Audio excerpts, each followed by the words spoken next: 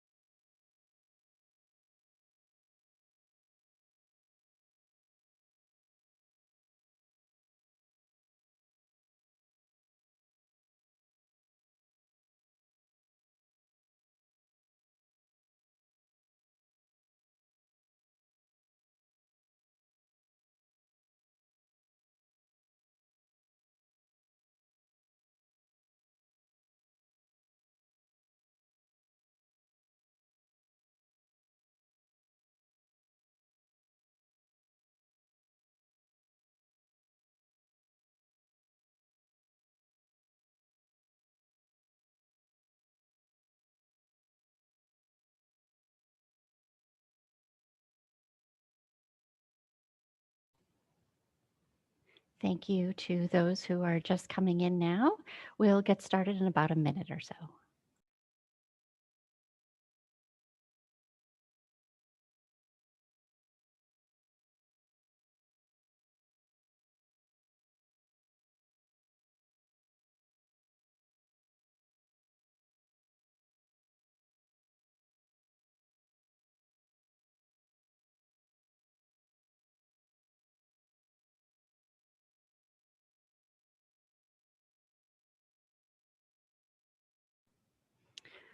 All right, well, welcome everyone and good afternoon.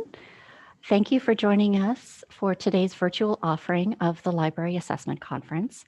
Today's presentations are on the theme of critical and theoretical assessment and space assessment. My name is Jackie Ballinger, and I'm the moderator for today's session. My colleague Maurini Straub is my co-moderator. And before we begin, we have just a few logistics to share. We have 9 presentations, and one will follow after another. Each paper presentation will be introduced separately with up to 5 minutes for Q&A for each paper. And then there will be a few minutes for general questions at the very end of our session today. Time permitting, we'll have a brief break about halfway through our program. We would like you to use the chat feature for technical questions and issues, and an ARL staff member will respond. We also encourage you to use the chat for discussion with other attendees as well. And if you're a Twitter user, please follow hashtag LAC20. Please use the Q&A feature to ask questions of the speakers.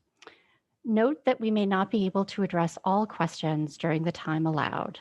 And if there is time at the very end of the program, we might be able to come back to any final questions. Questions will be read aloud for the audience and answered live by our presenters.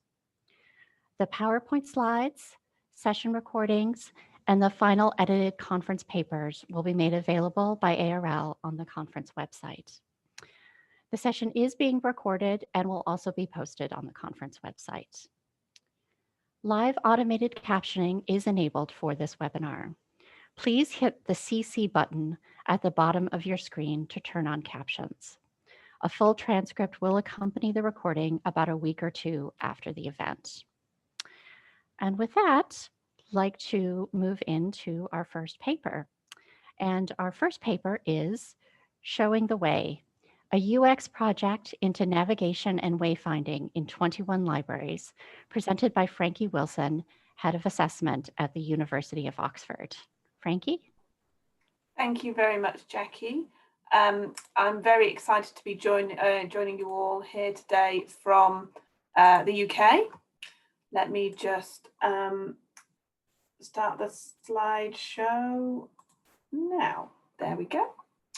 For those of you that aren't aware of the Bodleian Libraries in the University of Oxford, I'm just going to give a little bit of background information.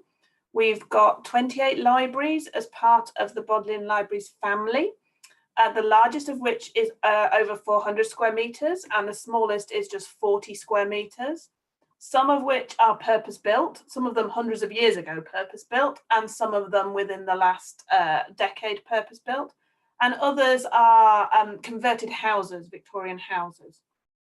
Some of them are standalone as libraries, and others are embedded as part of a larger faculty building. A number of them are quite simple to navigate, and one of them has been described as being like an MC Escher building, the one with all the staircases crossing over, etc. So this just gives you a flavour of the variety of library environments that I'm talking about in this project. So the aims of the project were fourfold. Most importantly, we wanted to learn and make improvements and changes so that it's easier for our users to find things within our physical libraries. We've done a lot of work over the last few years on our virtual and digital library experience, but this was a switch back to the physical library experience. Frankie, in terms of finding... Frankie, I'm so sorry for interrupting. We don't actually see your slides advancing. Okay. Would you make your slides full screen? I have done that. I have no other way of knowing. Okay, shall I try? How about if I stop sharing and start again on the grounds that switching off and on again can't hurt? Yes, thank you. Yes, we see them in edit mode. Okay, that's very odd. Sorry about that. Let me try that one again. That didn't happen before. Let's try that one. How about now? Can you see the aims of the project slide? No, I am not seeing anything. Angela? Any technical ideas? Frankie has started screen sharing, but we're not seeing anything. This worked 5 seconds ago. We tested it. Yeah, I've got it saying that I'm screen sharing and it's advanced. Do you want to try turning off presenter mode when you're in PowerPoint? I can certainly give that a whirl. Thank you. Sorry, everybody. No, thank you for crowdsourcing solutions while we do this. Thank you. That's terrific, isn't it?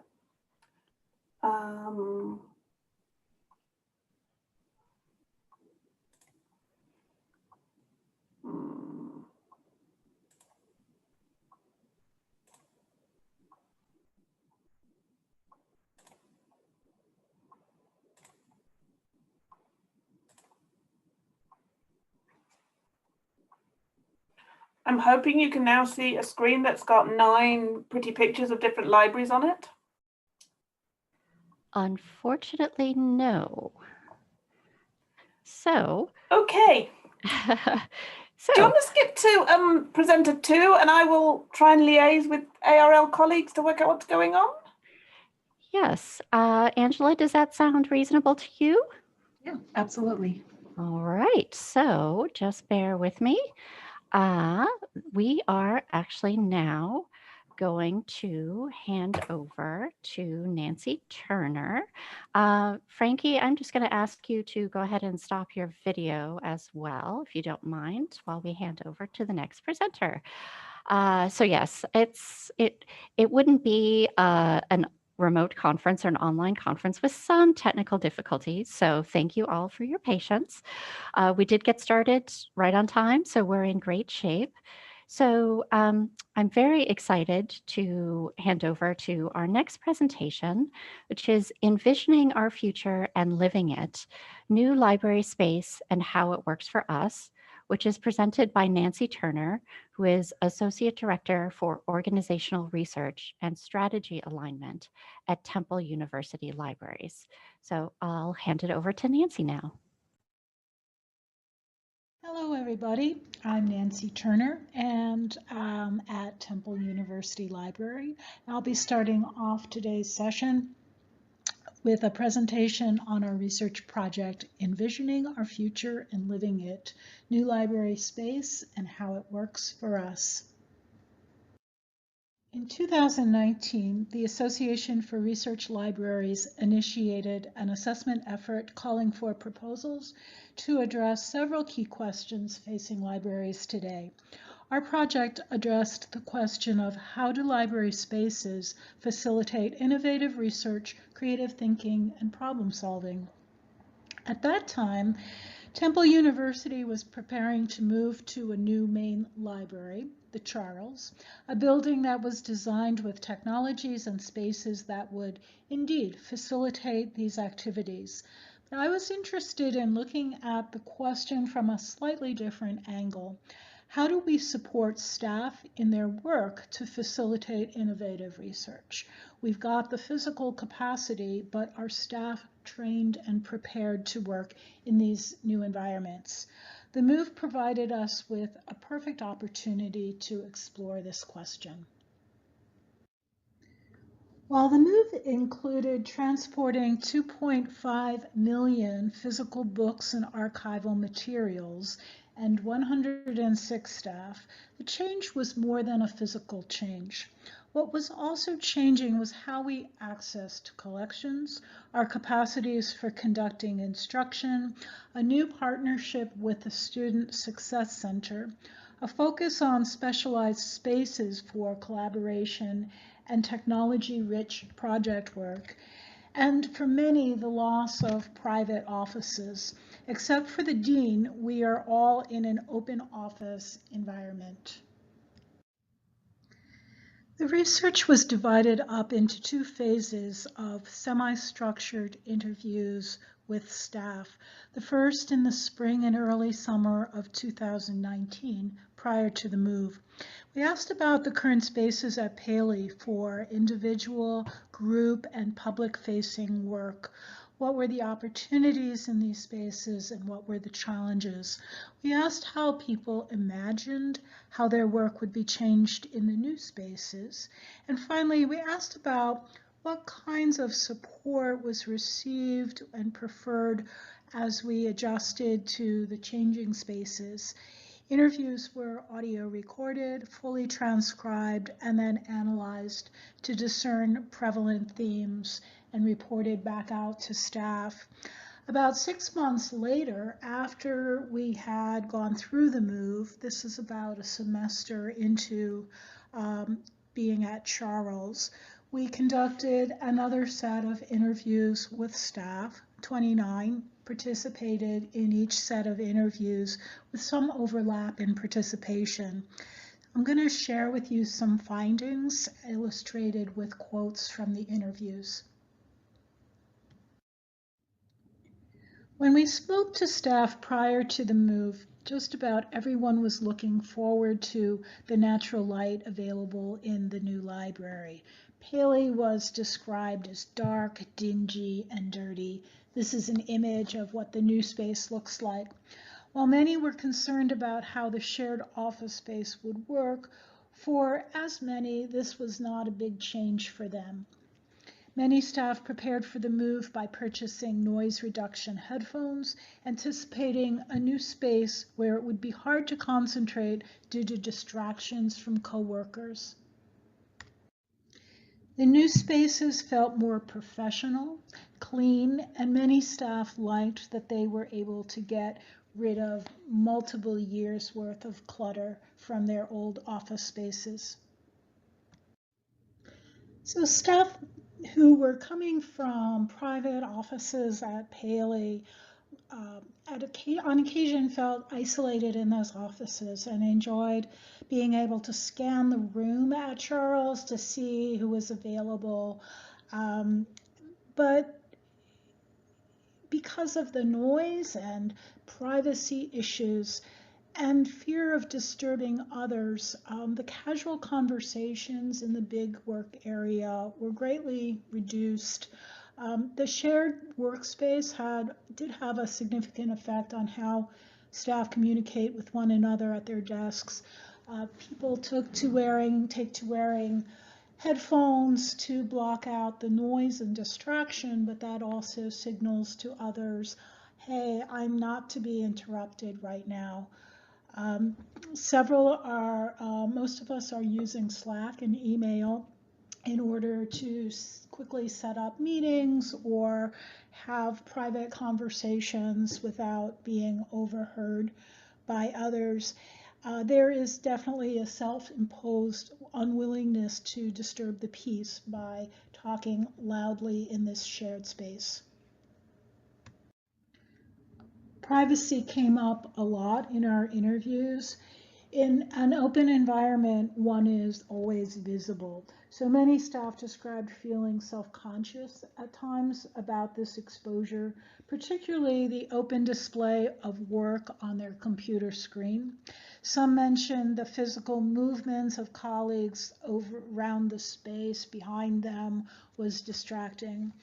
Of all of the noises noted in the staff work areas, telephone calls were most disruptive to others. Staff feel severely constrained when using the telephone, and this is a special challenge for those whose job entails handling requests or reference questions by telephone from patrons. We hadn't thought ahead about establishing norms for use of shared resources, like who decides whether the blinds should be closed or not, who decides what was okay to do in the multiple breakout rooms. Is it okay to have lunch there, personal phone calls? And while now these issues seem trivial, at the time that we spoke with staff, they were issues of concern. What we didn't have prior to the move was a norm or regular practice for discussing these kinds of issues in a safe and neutral way. Prior to the move, many staff were looking forward to a larger number of meeting spaces equipped with state-of-the-art technology. Some assumed also that the open environment would lead to more collaboration across departments. So that open office environment at Charles has not yet contributed directly to collaboration among staff. In terms of communication and interpersonal dynamics, some felt that it actually had the opposite effect. One participant, for instance, expressed a hesitancy about brainstorming in the open office space to generate new ideas, fearing that the conversation would be overheard and these ideas that were not ready for prime time or public consumption would be shared before their time. The new library is designed to make many services more visible. Special collections and the event space are located now on the main floor rather on the lower level. There's an exhibition space for collections, for special collections, and the technology-rich Scholar Studio occupies half of the third floor. The variety and the increased number of instruction spaces and consultation rooms were frequently mentioned as positives when working with users. It was exciting to be a new center of attention on campus. We hosted thousands of visitors in those first weeks, but this attention did not come without challenge. The primary service desk was under the main staircase, and it lacks a direct sight line from the main entrance. This was a challenging transition. Our time to adjust to the new space was very short. So while there was excitement and pride when we opened, it was uncomfortable for staff who sometimes felt disloyal in expressing concerns, even when obvious things like the loud HVAC system noises outside consultation rooms were problematic for their work with users. Some staff felt like frustrated ambassadors when students asked where the quiet study was located, or faculty complaining about the lack of open stacks. They had no ready answers. In retrospect, it seems like we might have been talking about these issues all along before the move. So as we were preparing, staff while they appreciated the regular updates on the status of the building construction, we didn't really find time for discussions about operational issues, how the spaces would be used in different ways, and how what the intent behind the design was. Perhaps we didn't realize what state the building would be in when we actually moved and how much time it would take to address some of the issues. So this picture I showed earlier was taken in October of this year. On any given day now, there may be one person working in this big space for 40. For the many remote workers, it is ironic that just a few months ago we expressed concerns about a noisy colleague nearby, and now that noise might be a crying baby or a cat walking across your keyboard from your work at home, And for those of us who wished for more freedom to work from home, we've received that in spades. Our final report to the staff was shared just before the library building reopened in early August, although most of the staff continue to work from home. So our recommendations were divided into two sections, those related to the physical space, which were set aside for now, and others related to issues of communication. As an example, recognizing that all staff need ready access to authoritative information about library policies and procedures, even when change is happening rapidly. Whenever possible, make more transparent and communicate about decision-making processes, particularly as they affect spaces for staff work. As we have learned less than 1 year after the move, the conditions of work are volatile and require clear communication, dialogue, and trust, whether we are moving to a new building or enduring together a pandemic. Finally, this kind of intensive qualitative research would not be possible without the research team members who spent time conducting interviews, analyzing transcripts, and reviewing multiple drafts of the final report. It's important, but also sensitive work. And I also want to thank our colleagues who participated and entrusted us to share their experiences. So thanks for your attention. I will be available at the end of this session to answer questions. And of course, this final report will be made available on the conference website. Thanks very much.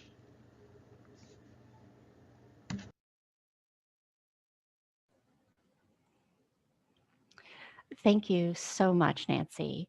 I'll just ask participants, if you have questions, please use the Q&A function, and I'll read the question for the speaker and audience. And so we do have a couple of questions that have come in while you were speaking, Nancy.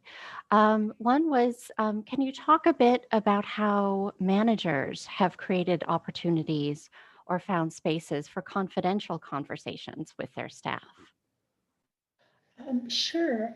As I described, in addition to the open workspace, there are multiple kinds of breakout rooms and conference rooms fully equipped with lots of great technology. So that would be one opportunity. Using a breakout space would be one opportunity for a manager to meet privately. I think now, well, I was going to say now that isn't an issue because we're all on Zoom, and so everything is private. The telephone situation does come up once in a while. For instance, our head of HR might receive a phone call that's private and the person calling in doesn't know that it's not private. So that requires that person to move to one of the few rooms with a telephone and arrange to call back. So the telephone thing is still something we're working on, how to best arrange that. We have private telephone calls, but we have no privacy when making those calls. Does that address the question? So while if someone the person who asked the question, feel free to pop something in chat to if there are any follow-ups to that. But I'll move on to the next question. And one of the additional questions was, why did they decide to make an open office? Was it based on some research that showed desired outcomes? Talk a little bit about the decision behind that. That's a great question. I don't have the full backstory. I think part of it was based on cost. To have private offices would have cost money. The work in the library is changing all the time. So even at Paley, at our old library, we had managers and supervisors in open areas. We didn't have private offices for everyone who, say, was a supervisor. One of the benefits of the open office, and I also believe that it was assumed more collaboration would take place between colleagues in different departments just because of the proximity. We have yet to see that happening in a deep way, although we are always working across departments on projects and things like that. One of the interesting things is that we all have exactly the same footprint. So there's a kind of democracy in the real estate that we have in our workspaces. What was interesting, though, is that within that democracy, there are other things like how close are you to the window, or how many people are you surrounded by? So there are always perceived preferential spaces. But it's all, we're working on it, and I think that the openness of the library itself is definitely adding to the ways in which we're able to interact with each other. The lounge now is a beautiful, right? The lounge staff lounge used to be, and lunchroom used to be in the basement. Now it's in this bright, airy space with new refrigerators and 2 microwave ovens, and that's become so the spaces we are using for congregation are changing. That's so interesting. Thank you for all of that. It's power dynamics and space, which is very, very interesting. We have time for one more question. And someone said that they were interested in your last point about communicating with users throughout the process and before doors are open. What recommendations do you have for others who may be facing major changes to their spaces, especially when you're not sure what the issues will be in advance? For example, the desk not being in line of sight of the doors, for example. Right. That's a great question. I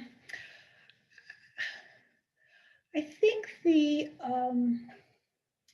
The main challenge was that we may have assumed everything would be perfect on day one. And I think we might have had,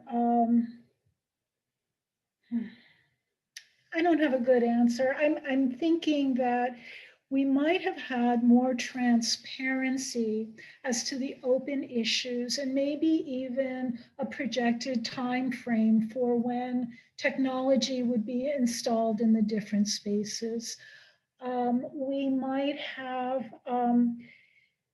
as we were gathering questions from the service desks that users brought to the attention of our of our staff, we might have collected those and put out more not formal information, but maybe started some conversations on social media, on our website, FAQs.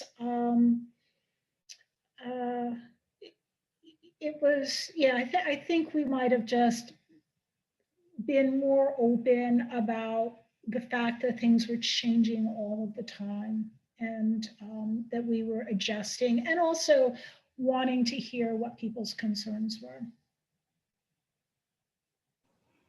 Hard questions. Yeah, they're all great questions. There are a lot of great questions that have been coming in. So as I said, we will try and, time permitting at the end, come back to questions that we're not able to get to. But thank you so much, Nancy. That was a really interesting, engaging presentation.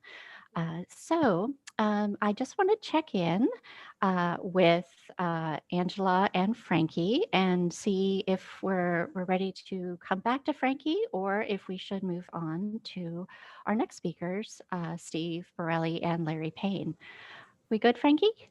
I think we're good. I have sent the presentation to Angela, and so hopefully it's the right side of the Atlantic, so it will cope with this. Yes. Sorry about that, everybody. It all went 20 minutes ago, and I'm sorry for Nancy getting jumped in at the deep end there.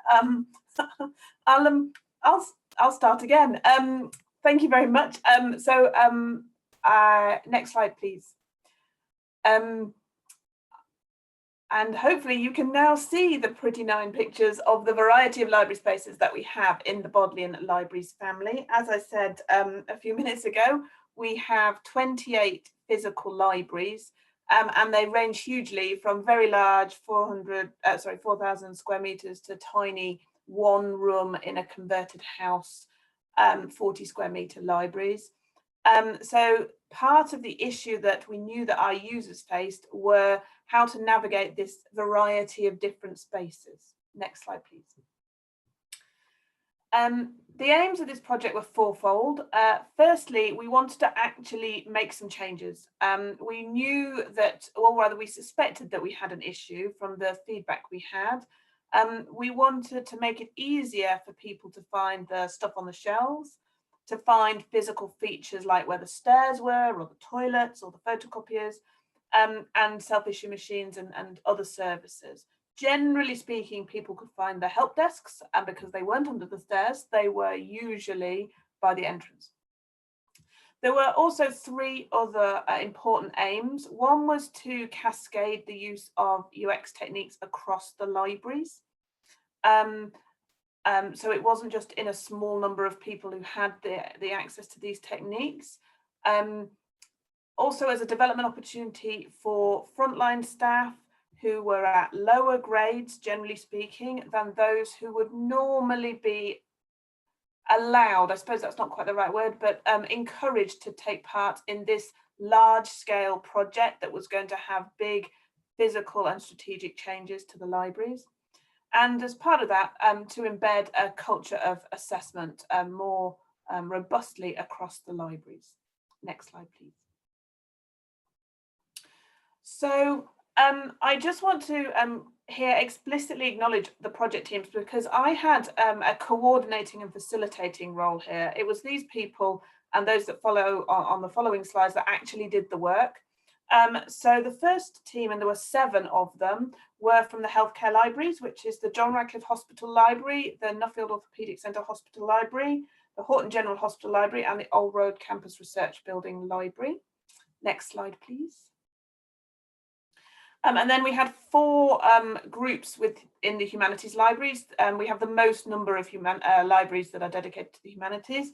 The first one was the famous libraries, the ones you see all the pictures of. The old library, which is English, philosophy, theology, classics, research collections, and the Radcliffe Camera, which is history. Humanities 2 was the English Faculty Library, the Music Faculty Library, and the Philosophy and Theology Faculty Library. Next slide, please. Humanities 3 was the Sackler Library, which is archaeology and art history and the ancient world, and the Taylor Institution Library, which is European languages and literatures. Next slide, please. Humanities 4 are Oriental libraries, Oriental Institute Library, Japanese Library, the China Center Library, and the Hebrew and Jewish Studies Center Library. And then the first of the 2 social science groups. This one was the main social sciences library, the Latin American Center Library, and the Continuing Education Library. Next slide, please. And then finally, there was the Said Business School Library and the Education Library. So I've run through those partly because it's important for me to acknowledge the people who did the actual work, but also to show that there isn't just one sort of library that these techniques were applied to. There was masses of variety, both in terms of subject matter as well as in terms of architecture. This project plan was an iterative approach. The most important thing to start with was get senior management buy-in. Senior management had a number of apprehensions, I think it's fair to say. Some were to do with whether the approach we were taking, which was prototyping and trying things out, would work. Some were to do with whether the people who I'd asked to take part in the project, who were generally frontline staff who staffed the desk or did shelving or a bit of everything, would have the time to do so. And some were worried about trying to do 7 projects simultaneously. I was a bit worried about that as well, but it was all fine. So instead of doing front loading the training, I provided the training at the point where the teams needed it. So training on the data gathering methods, then they went and did the data gathering, then training and support on doing the analysis, and then and prototyping. Then the teams went away and did the prototyping. Next slide, please. And then another iteration of data gathering and prototyping. And then COVID hit. So the next 4, the analysis, the proposals, and the write-up were what was in the plan, but we kind of had to pause in March for obvious reasons because we weren't allowed in the libraries anymore. Next slide, please. So the methods we used were what Donna Langcloss describes as ethnograph-ish, mixed with design research and UX techniques.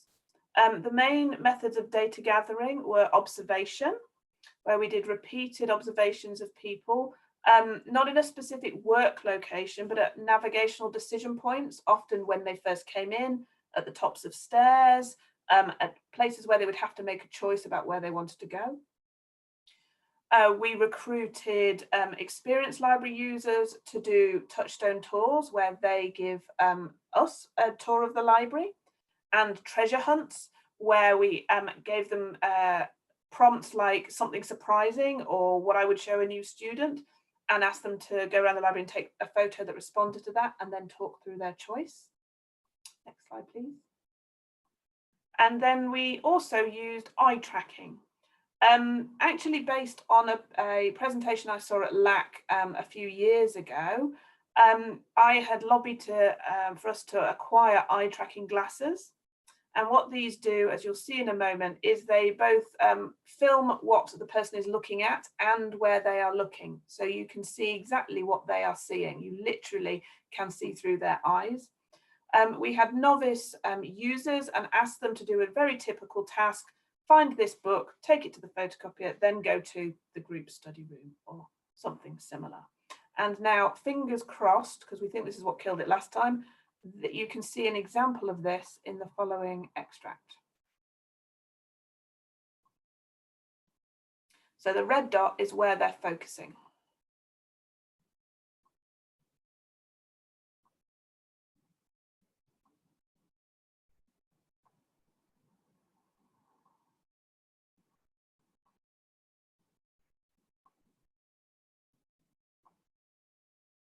And you can see here, it's specific enough so that we can see that they're flicking between the little white stickers, which are the shelf mark stickers.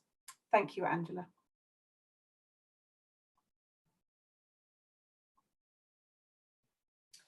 So those are the data gathering methods, and we use those at the beginning and after each iteration of the prototypes. The prototyping, we stuck to the spirit of prototyping, and it was fast, low cost and temporary. I don't know if it's made it across the pond, but in the UK, we have a children's program called Blue Peter, where they are famous for making things out of cardboard or tinsel and coat hangers. And that was the spirit that we were embodying. We didn't want it to look perfect. We wanted it to represent what something would be, whether that was a sign or a photocopier where members of the project team got a big cardboard box and just wrote, "This is the photocopier" on it. So they didn't have to actually move the actual photocopier around. Using flip chart paper and writing, "This is a window blind," and sticking it on the window. That kind of level of prototyping, because we just wanted to test it out to see if it made it better or worse. Thank you. And then in terms of the analysis, I'm not going to go into details of these. You can find out all about these methods in any UX handbook or techniques. We did analysis that used a lot of Post-it notes, but essentially trying to get the story of what it was like to actually be able to visit these libraries and not know where everything was. Thank you. So there were a lot of findings that were very specific to individual libraries, as you can imagine, but actually an awful lot of findings were general, both across all of our libraries and also potentially across anybody else's libraries as well. And I'm just going to summarize some of them now. Library users navigate differently from library staff. This may seem obvious, but actually not just in terms of the library staff knowing where things were, but in a whole approach to a space. Library staff have permission to be in the space and they feel they have that permission. The readers don't necessarily. A good example of this was in one of our libraries, we had shelves that were perpendicular to a row of windows, and at the other end to the windows were desks. Now, library staff would go through the desk end because it was the end that was nearest to where they were working. And that's where all the shelf end labels were located. Users didn't want to disturb anybody working at the desks, and so would go around the back, as it were, so around the library end, where there weren't actually any shelf end labels, because library staff didn't realise that anybody would use that particular way of getting between the shelves. Users are very considerate of other people. They don't want to browse shelves that were behind where people are sitting. So they want to know exactly which bay and which shelf to go to find a book. Library staff are much more aware that they have a right to be in that place. They're considerate by not being noisy, but they can take more time to browse a particular area. And the most surprising of all is that the users often were not aware of the whole picture. In one particular library, people said over and over again, "There's a downstairs." They hadn't got a conceptualization of what the whole library was like. Thank you. Library users generally feel anxious and uncertain when they're navigating the library. They need and want reassurance that they're on the right track. And they look for this reassurance in lots of different ways. They feel that they have to remember the original instructions. If it's go down this corridor, turn left, go up the stairs, it's the second bookcase on the right. They've often forgotten them by the time they get halfway there. A lot of the maps, it's a single map orientation, no matter where you are in the building. They don't know where they are located.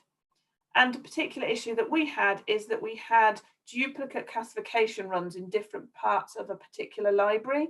and they would think they got to the right place because it matched vaguely the classification scheme, but actually they needed to go upstairs or downstairs or over to the other side. Thank you. Signage cannot make up for poor layout design. If one particular collection has grown and therefore is now split in a surprising way, all the signage in the world is not going to help. Thank you. Not all information has to be presented all at once. This was a biggie for us.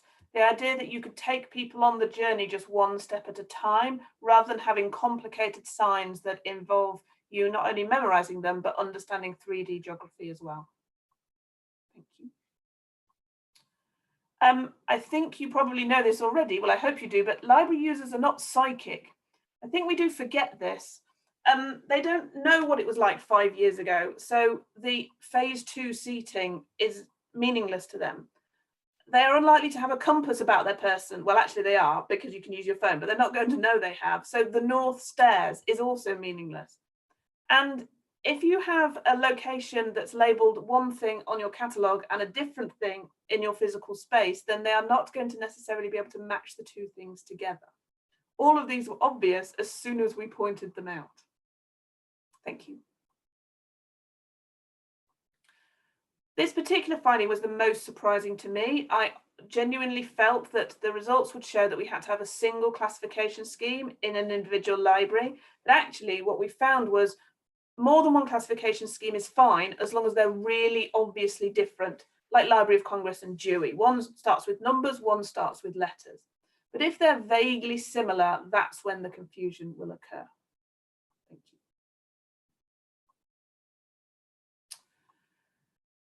As I said, there were lots of specific findings to individual libraries. I just am highlighting a few of them here.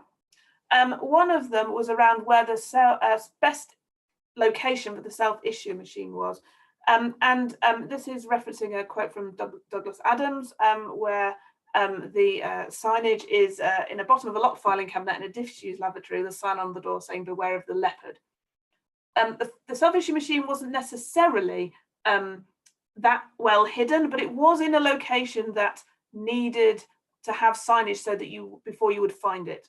Whereas the faked up one that was a cardboard box with a sign saying this is a self-issue machine was put in the general flow of traffic and people found it much more easily. Thank you. Some of the changes were really simple. Just changing the background color of the notice made it more obvious. Thank you. A number of the groups of the project groups injected local flavour into the signage. So in the Taylor Library, they had images of people who were famous from the collections that they held. And in the Social Science Library, which is famous locally for the geese that gather on the lawn, they used a follow the goose sign to help people find a little known area. And also in the Social Science Library, though this isn't a photo from it, they used cardboard to make the signs project out from the individual shelves. Thank you. So what has happened with COVID? Well, we did successfully engage 34 frontline staff with UX processors. They all found it a positive experience, and a number of them have continued to do the user assessment.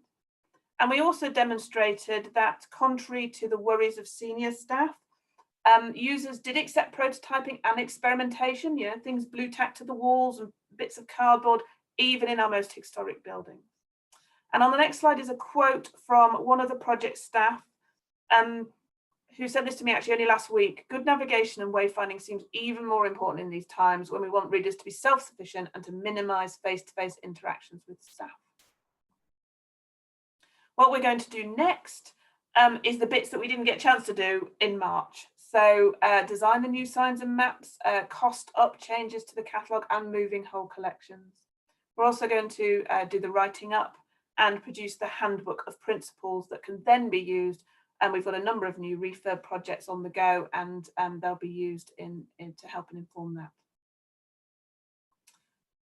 Thank you very much. I'm sorry for the technology, and thank you to Angela for being my lovely assistant there.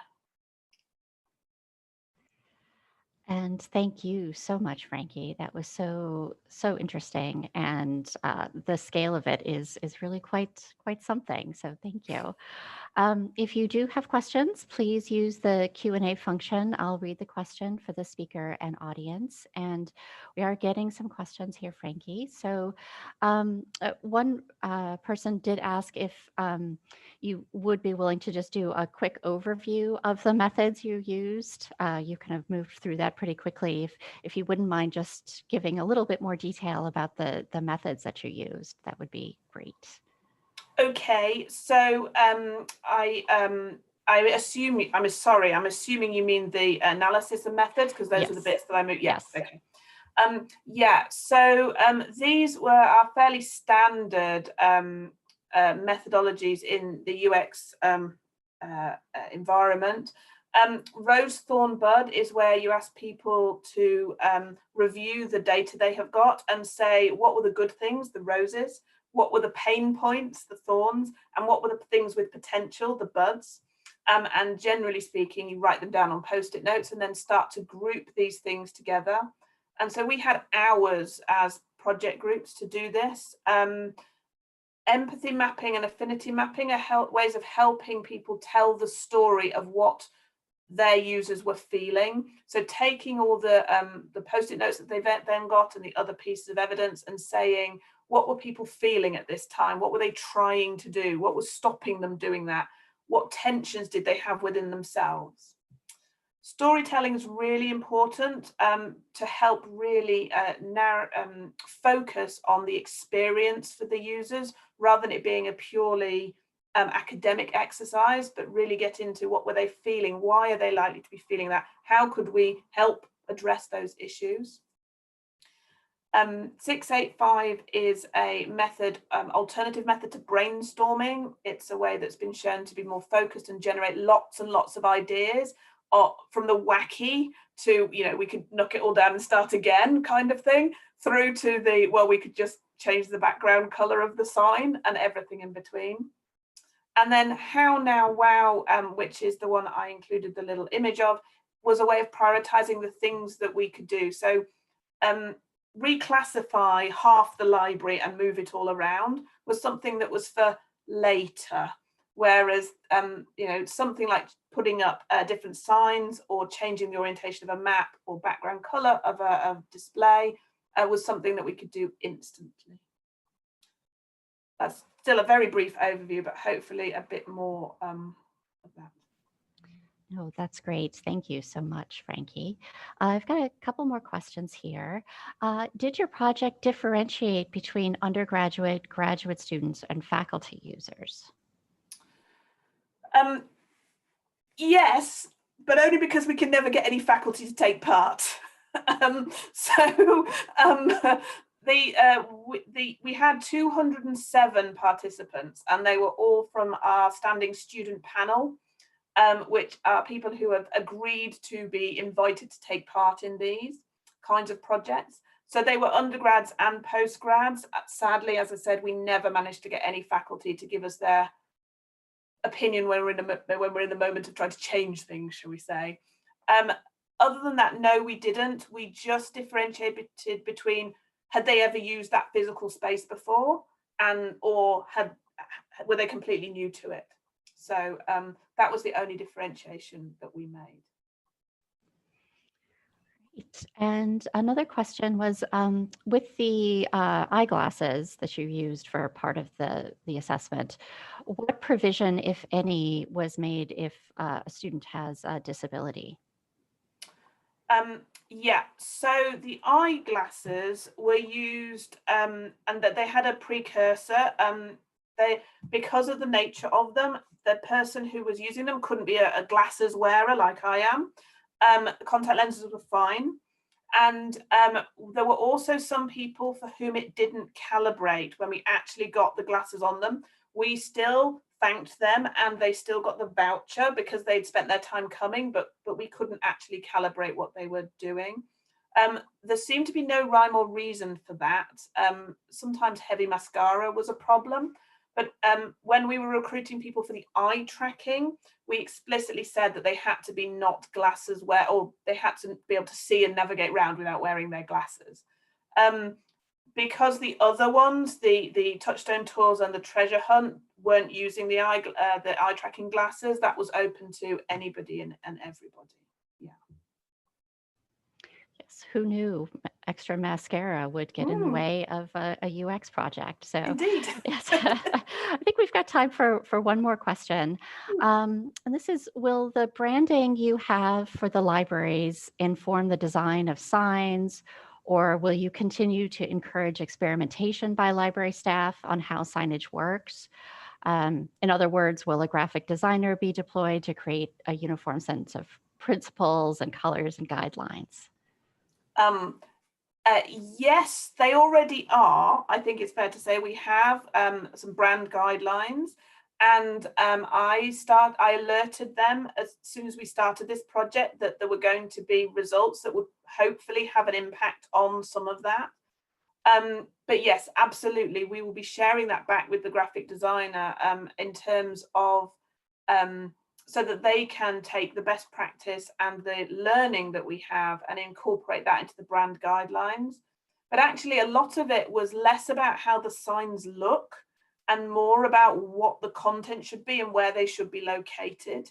The there are no current guidelines that offer any kind of advice for that in the libraries. It's more a case of, if you're going to do a sign, here is a word template for you to use. Yeah. But they were very up for that kind of personalization, the ones which had the goose or had the little roundels. The brand guidelines are not so strong that was completely nixed. Oh, that was great. Thank you so much, Frankie. That was a great presentation. And Frankie will be back at the end to take more questions. And we'll go ahead and move on to our next presenters.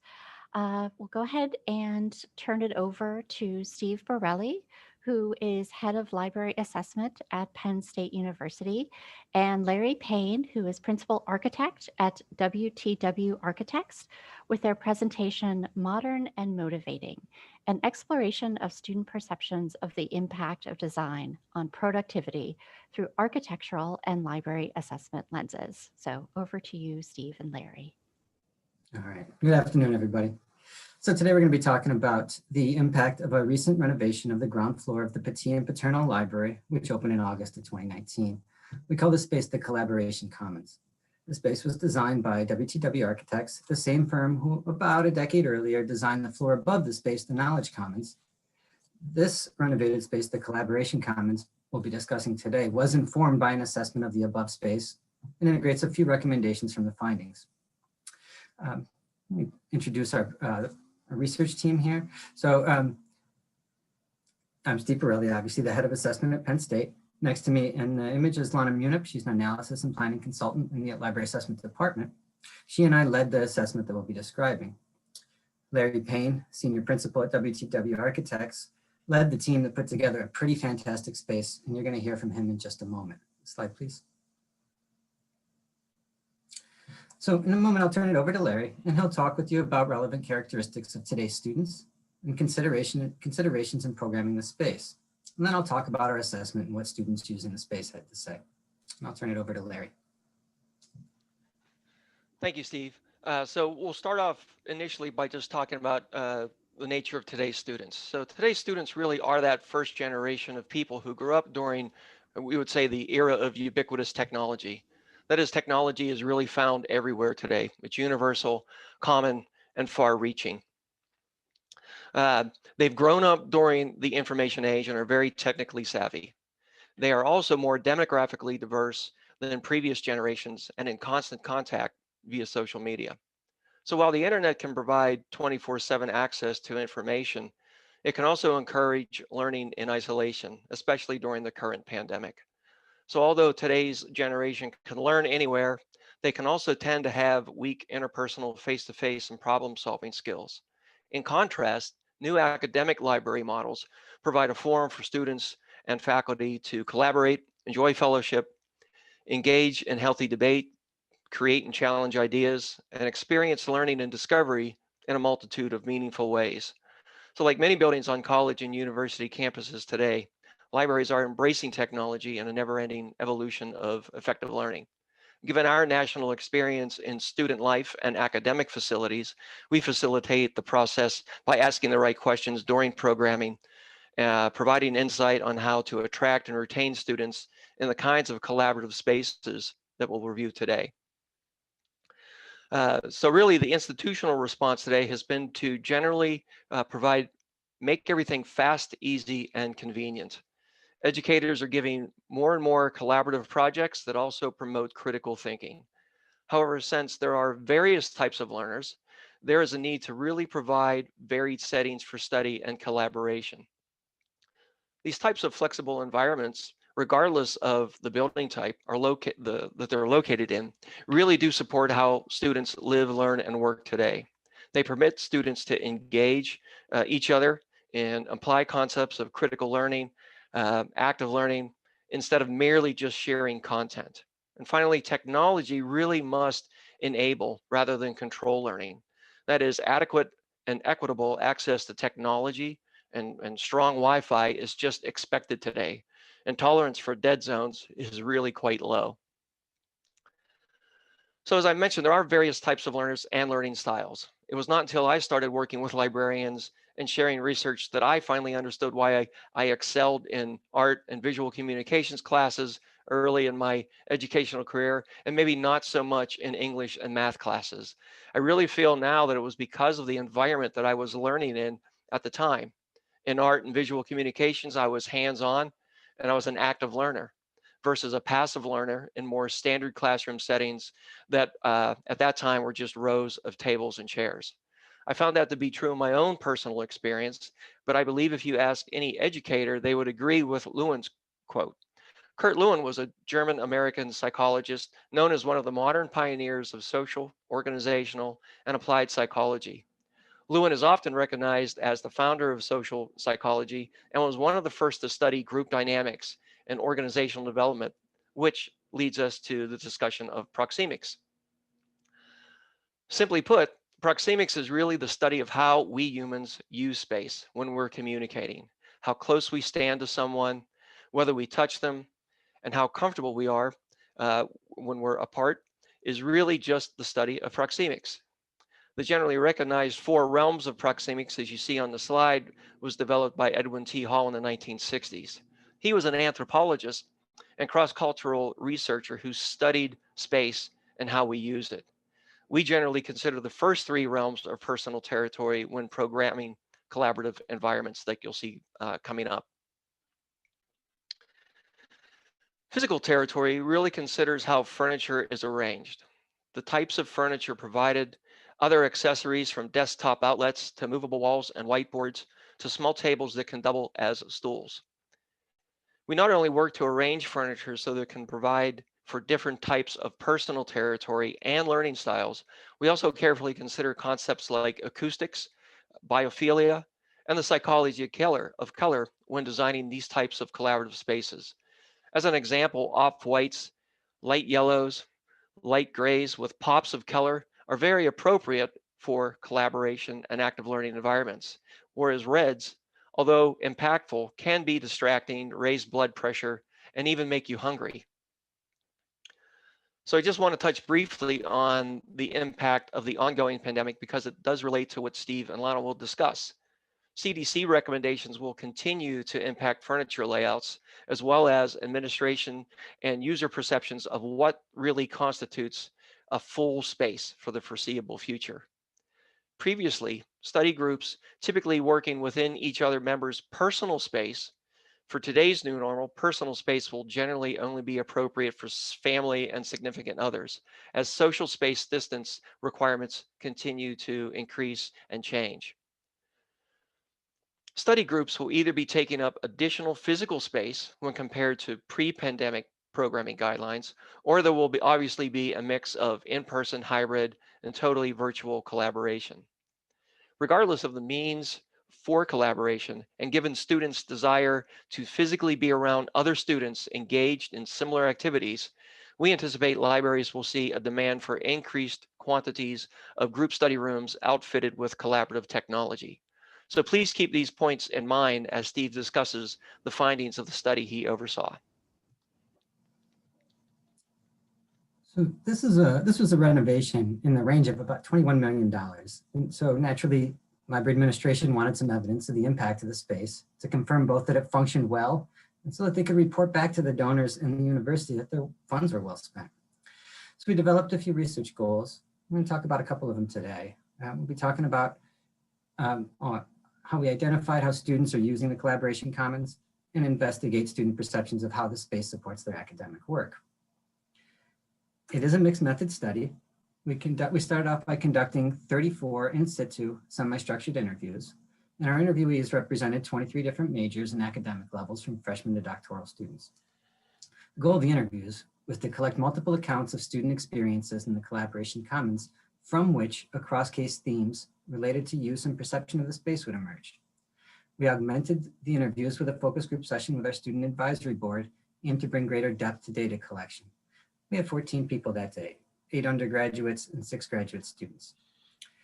We recorded the interviews in focus groups, transcribed them and coded them using in vivo. We also conducted an observational study to get behavioral and sound data and occupancy by seating type and time of day. So we divided the space into 16 zones, and Monday through Friday, 3 times a day, once in the morning, again in the afternoon, and in the evening. Over a 3-week period, we conducted 41 rotations. We recorded the number of seats in use by type in each zone, which allowed for calculating the occupancy by time of day, in addition to giving us a better idea of which varieties of seating were more popular. Slide, please. When talking about the impact of the space, what our interviewees and focus group participants described was a well-outfitted space that meets their needs. They talked about the versatility of the space by describing the different kinds of seating that's available to them. There's at least 13 different varieties of seating, so it's a very versatile space. And it's deliberately flexible.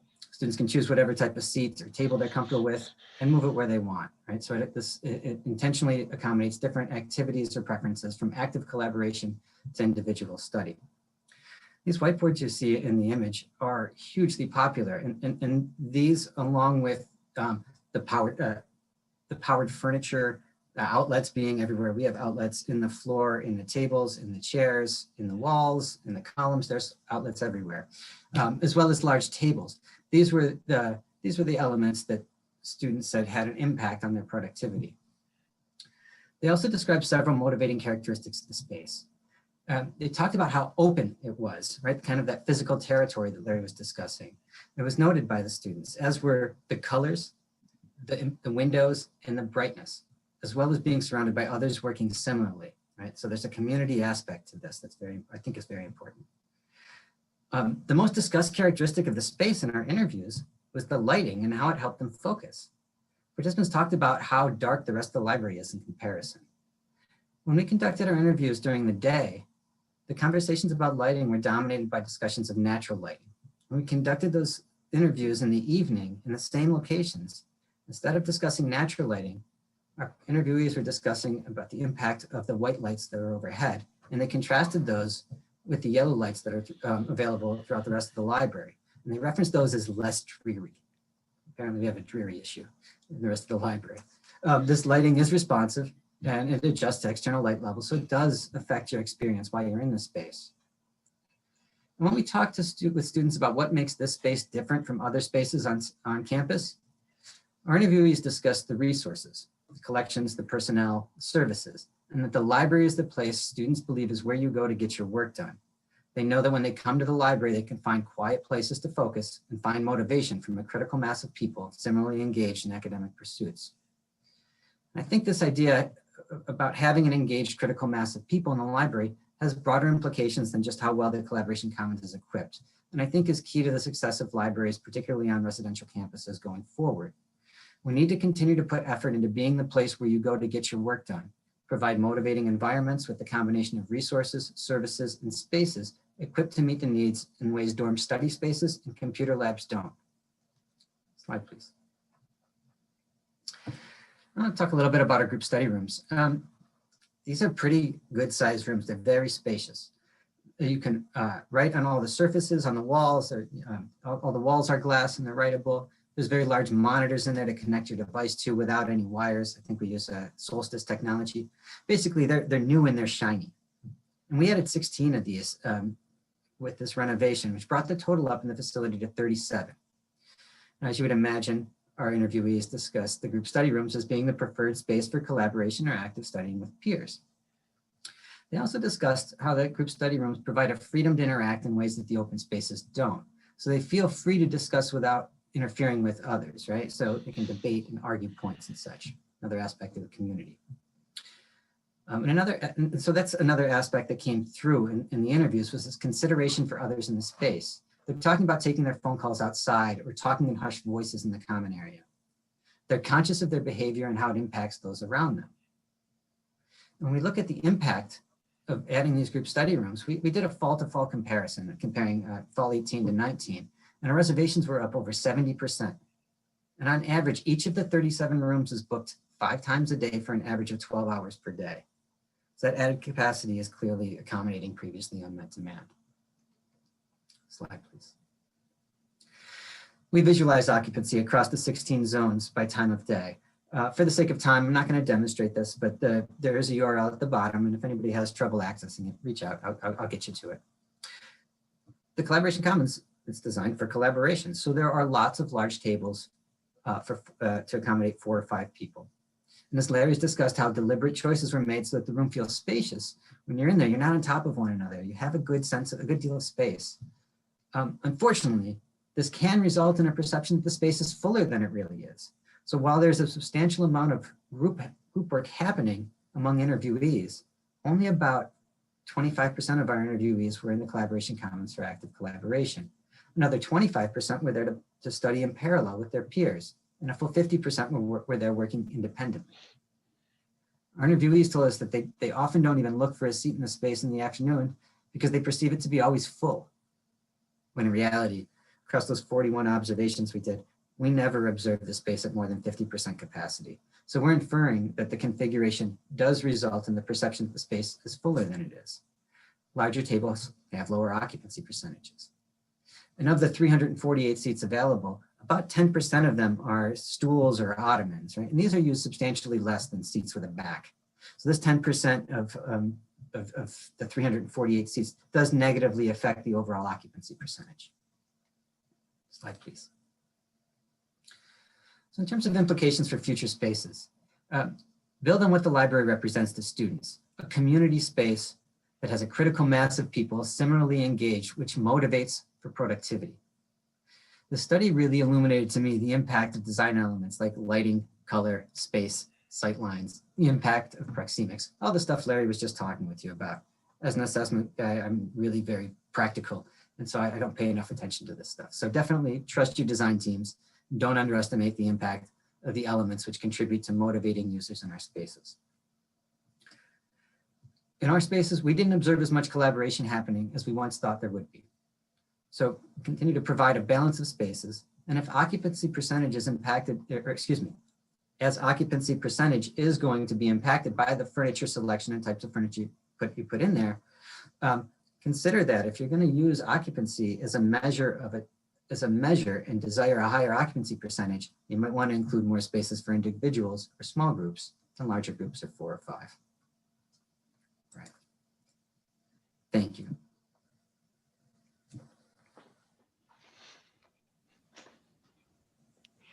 So thank you so much, Steve and Larry.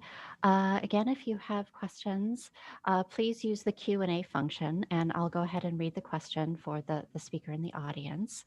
We've got a couple of questions here. The first is, I'm interested in hearing more about the perception that the space is full when your data shows that it isn't. How have you explored this perception, or what have you done in response? So what we saw an awful lot of were students, 1 or 2 students using tables for 4 or 5. That was one of the things that we saw. We also saw what I think is a lot of ottomans that that really don't get used all that much. And I'm concerned about, or this is a minor concern, but we spent money on those that we could have spent in a different way. We've discussed these, but we really haven't made any changes to the space. And then once the pandemic hit, we reduced our seating to about 130. So a lot of that, the space really feels open now.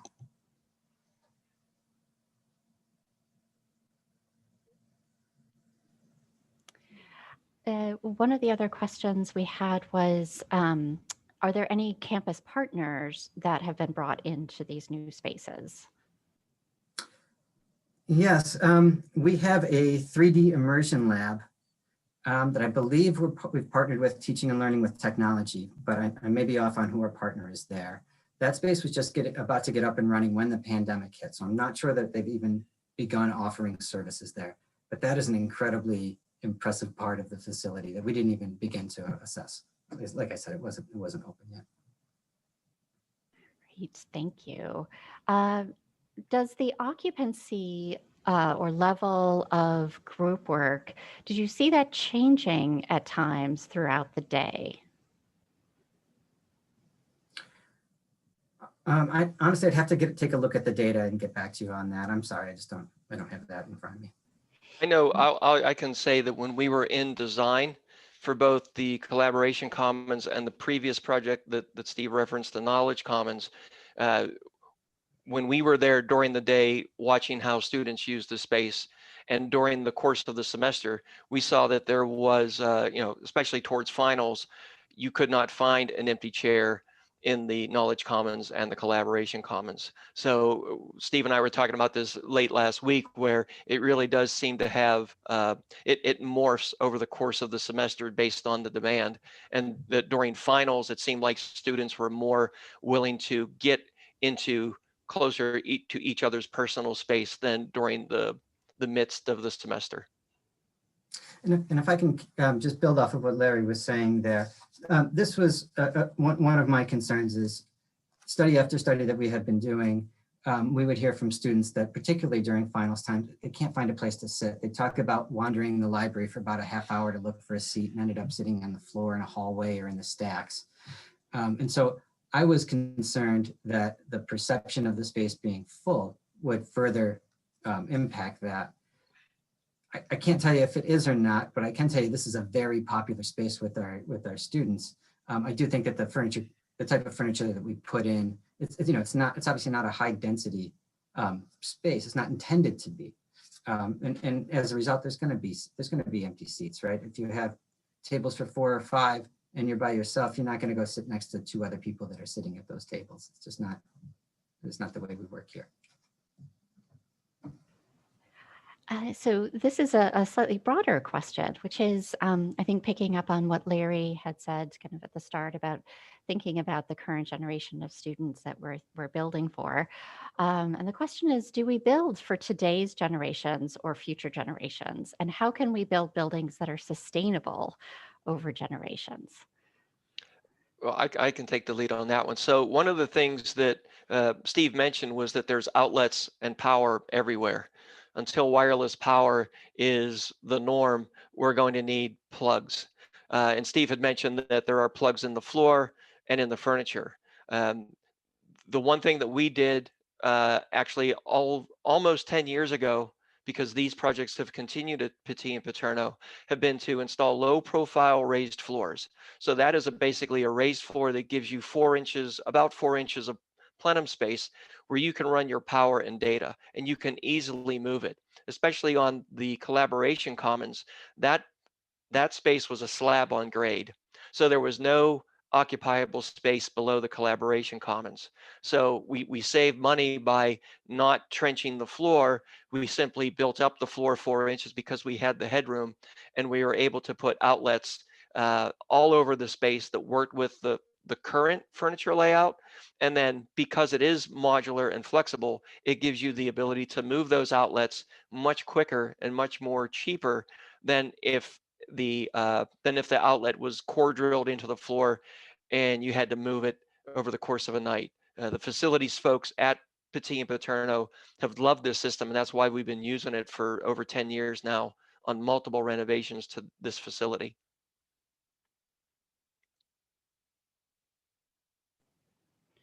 Great. Well, thank you both so much, Steve and Larry. And again, presenters will be here at the end to pick up any additional questions we have. So at this stage, I believe, unfortunately, our next presenter, Aaron, is unable to be with us. Angela, can you just confirm that for me? Yep, that's correct. Right. So unfortunately, Aaron Noland, who was going to be speaking about data and method as assessment deterministic screens, why improvement is lost, is unable to be with us today. So what we are going to do at this point is take a 15-minute break. So we will come back at about 2:35 Eastern time. I'm trying to calculate that on the fly based on Pacific time. So a 15-minute break, and there will be some music on in the background. And so once you hear the music stop, we'll come back and move on to our next presentation. Thank you so much, and I'll see you in 15 minutes.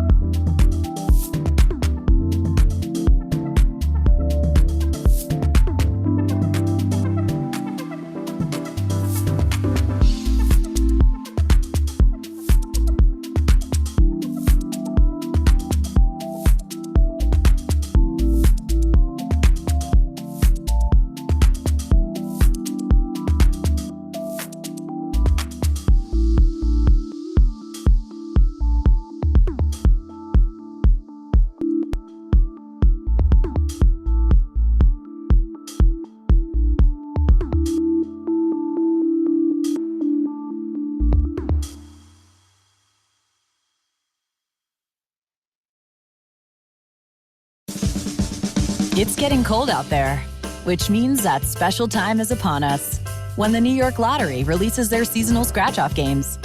This year, we have 4 new tickets that make the perfect gift, including Winter Green Cashword and Snow Me the Money, which even has a little section where you can write who it's for, making it a gift and a gift tag. The seasonal scratch-off games from the New York Lottery, available now. You must be 18 years or older to purchase a lottery ticket. Please gift responsibly.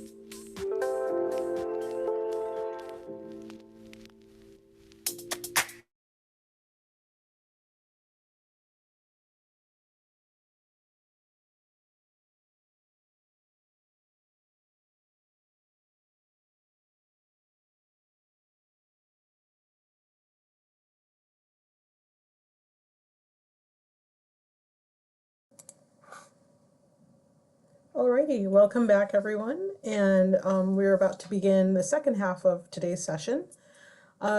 Next on deck we have Lauren DeMonte, and she will be presenting on leveraging library assessment for research evaluation. Lauren is the Associate Dean of Research and Digital Strategies at the University of Rochester and is a valued colleague for me.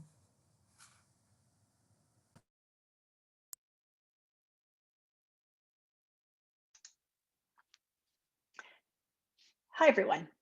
My name is Lauren DeMonte, and I'm Associate Dean, Learning, Research, and Digital Strategies at the University of Rochester River Campus Libraries.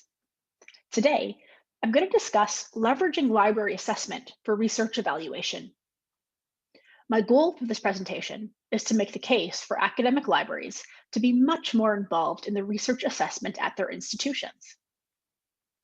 In fact, I'm going to argue that for universities to effectively conduct research evaluation, they need to work closely with their libraries, and that the knowledge and expertise of library assessment professionals in particular is not only crucial for this work, but can substantially accelerate and improve this work. I'm also going to argue that libraries looking to develop research support services should absolutely incorporate at least some elements of research evaluation into their programs, and that they should actively involve those with assessment expertise on their staff in the conceptualization and delivery of research services, not just in the post hoc assessment of that work. Ultimately, what I'm suggesting is that universities need library assessment experts to effectively and more fulsomely understand the impact of the research enterprise. Research evaluation in the context of a university refers to a set of practices that seek to capture information about an institution's research enterprise by quantifying and characterizing that organization's contributions to knowledge production. Research evaluation is about gathering data and information to demonstrate the impact of research, typically within a particular field or discipline, and often in the context of a peer set, which could be local, national, or global. It's about evidencing the broader impacts of university research on society. It's about characterizing the strengths of a given research unit, department, or institution, often within the context of a peer set. For example, being able to say something like the University of Rochester is a global leader in the field of optics and back that claim up with evidence. It's also about performance management of the research enterprise, which means helping senior leaders ask and answer questions like, where are we now? Where do we want to be in the future? And how are we getting there? As well as contributing towards the development of strategies for growth and improvement and resource investments. At any given institution, many different units may be engaged in the work of research evaluation or assessment, and many more offices and units may be interested in the results of those activities. I believe the library is a key stakeholder in this work and a key partner to all of these groups when it comes to understanding the research enterprise. But I don't think enough libraries are seeing research assessment as their domain. And this is a shame, because libraries, and particularly those with assessment experts and assessment programs, are probably best placed to engage in key aspects of this work and to lead key aspects of this work. I believe academic libraries are uniquely positioned to lead research assessment initiatives because we already have the necessary skills and knowledge and have for a long time. If you take a step back and look at how research assessment works, I think you'll start to see what I mean. Research evaluation seeks to turn knowledge production into something that can be counted and that counts towards an institution's profile and reputation, which is really difficult work. You know, how do you count knowledge? How do you characterize scholarly influence? How do you effectively capture something as nebulous as reputation? To simplify this endeavor, to make things easier, we rely on proxies or indicators. These indicators typically break down into three categories: inputs, outputs, and impact. Input is often measured at the institutional level and looks at the investments and resources available at a university. How many grants does the school get? How many researchers do they employ, etc. Output and impact can be measured at a range of scales: institutional, school, center, department, lab, research group, or individual. Output includes things like how many publications, patents, data sets, clinical trials, etc. an organization has produced, while impact looks at the number of citations, collaborations, news stories, policy mentions, etc., etc. To no one's surprise, much of what gets counted is what is easy to count. We look at things that have been quantified and made available to us, often through digital tools, which means that research evaluation relies heavily on metrics from databases like these to abstract and make plastic the complex and often intangible work of knowledge production. This means that to do research assessment well, you basically need to be a librarian. You need to understand the scholarly communications landscape, its history, politics, economics, and current state. You need to know the differences between various vendors and their platforms, including their data sources.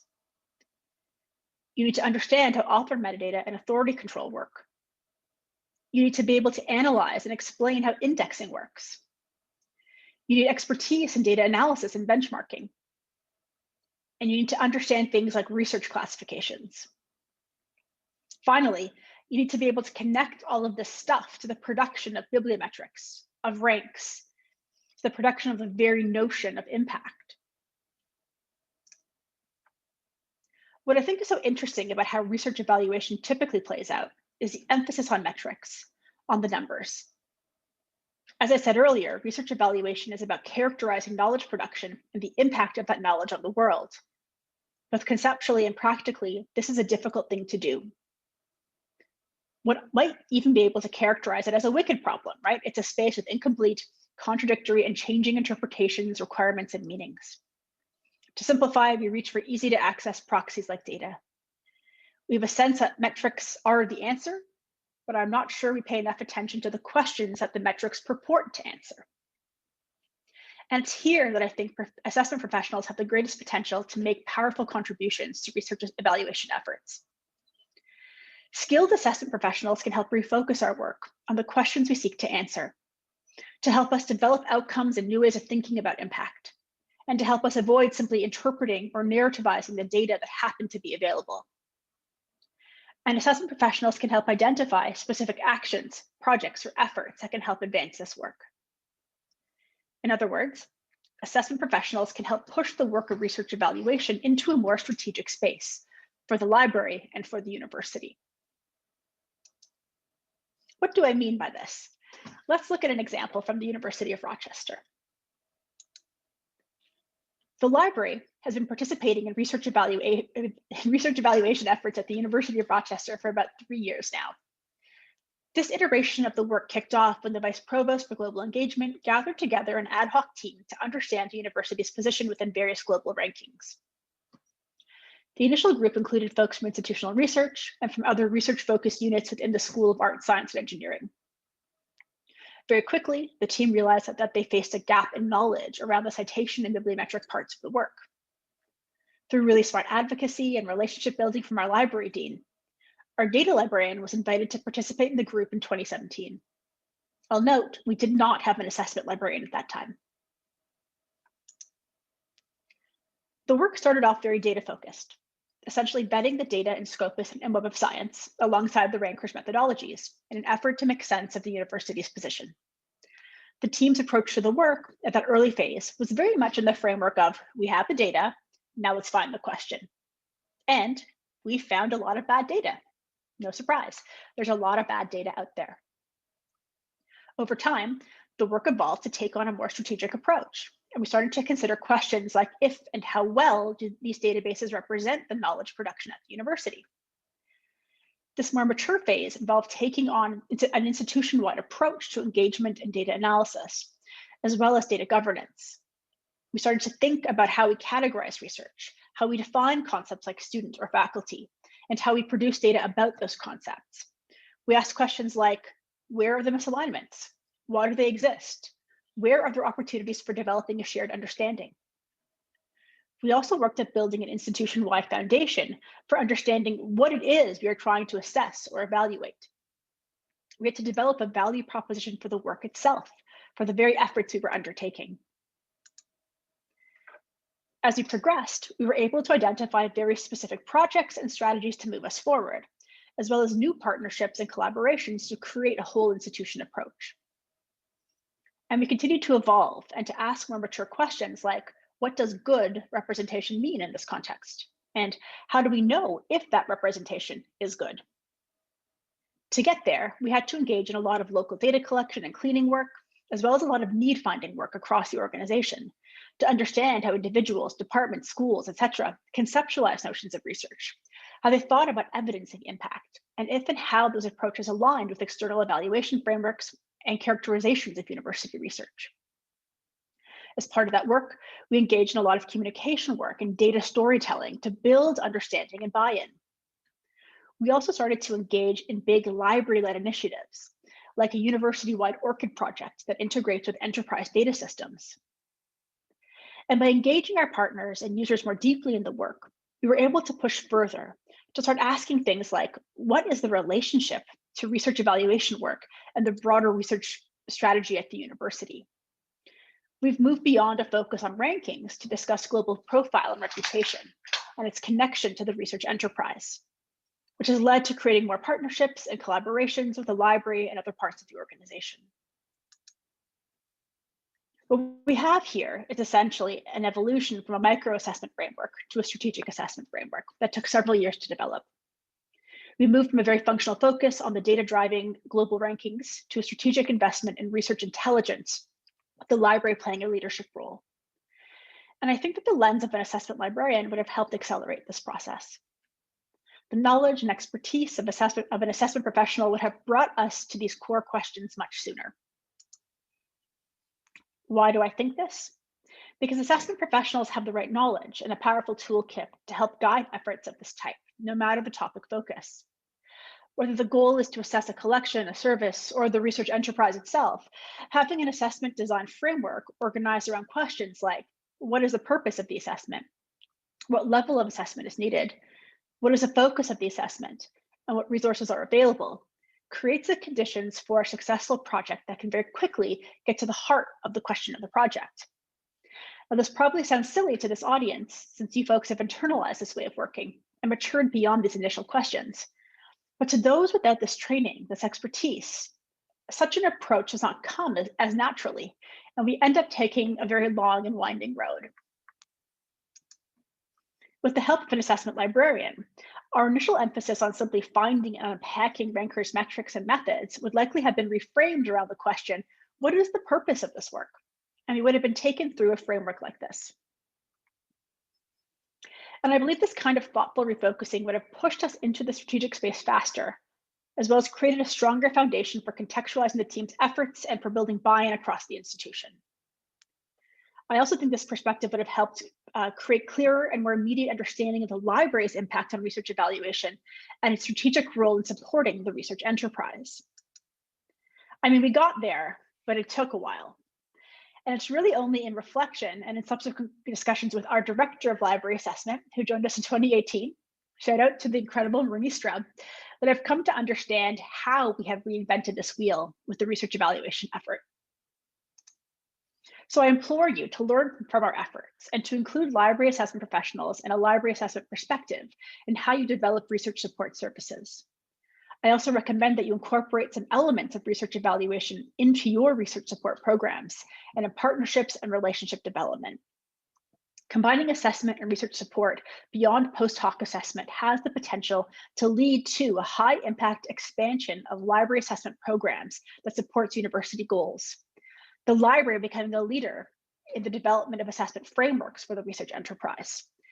The library becoming a key partner in capturing and understanding researcher and administrator needs across the institution, and in the forging of meaningful and enduring partnerships across the university. Thank you so much for your time, and I welcome any questions or discussion you might have. Great, thank you very much, Lauren. Just a reminder, if you have any questions for Lauren, to please drop them into the Q&A box, and we will try to address as many as we can in the time that we have left. We have one already queued up, and the first question that's there is, how have any of the insights arising from your research evaluation work impacted the work done within your libraries? For example, do you use any of the data in driving collections or outreach priorities? Turning my camera on so I can answer. Hi, everyone. That's a really terrific question. And the simple answer is yes, absolutely. So, you know, something as basic as even like selecting the tools that we use to support our data collection and our analysis is done in collaboration with our collections team and with our liaison librarians. I think that what we've seen here is a kind of a permeation of this work throughout the whole organization. We can use rankings as a nice, or research intelligence. I keep doing that, going back to that more immature sort of version of this. We use our research intelligence efforts as a way to connect with our departments, with our faculty. We have ongoing ongoing communications across levels about the library's work in this role, in this project. And so a lot of people will come to us and say, hey, I know we have to do something with our affiliations, and can you also help me with 10 other things that are library related? So it's just a nice vector through which we can continue to do more outreach work. And I also know that when we were looking at different kind of budgetary situations, some of the methods that we use to look at research impact, to do research evaluation, some of the data that we use, some of those methods we incorporated into our analysis of where to put those resources that are sort of, were limited, let's say through COVID cuts or that kind of a thing. So we were able to identify publications that were used by our researchers, publications where folks end up being cited within, to kind of keep that within our collections ecosystem, if that kind of makes sense. So yes, absolutely. Great, thank you. I have another question for you. This one asks if you can talk a little bit about how humanities and social science programs have engaged with this research evaluation work.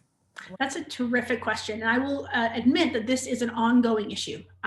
In many ways, the work of the humanities in particular are not well captured in these databases, right? The work of humanities and social science researchers is not as easy to count in the same way as other kinds of research are. And so I think we see there's like occlusions there. What it has allowed us to do, though, is start to engage in those conversations and say, why is that? And what is important for your world to sort of be counted, to be evidence, to be seen. And so we're exploring different kinds of projects, and they're in very early phases, let's say around, can we throw a DOI on our performance? Can we figure out ways to sort of make some of this work more visible in the databases that move, that account for things like rankings, that count to help build up reputation. So there's that piece. There's also, I think, helping us maybe have broader conversations about what are research data, right? Because in some ways we think a lot about, let's say a CSV file or, some kind of experimentation, data from experiment, but can we think about texts as data and making them much more available? The whole collections as data movement, we can engage in those kinds of conversations with researchers through this kind of work. So while it might not be the most obvious trajectory, there's certainly opportunities there that can be leveraged by our liaisons. Great. And we're right at time, but I have one very quick one, I think. And the asker has said is an easy question. What was the attribution on that amazing quote by Gingas in 2014? I have a book. It's here. It's really good.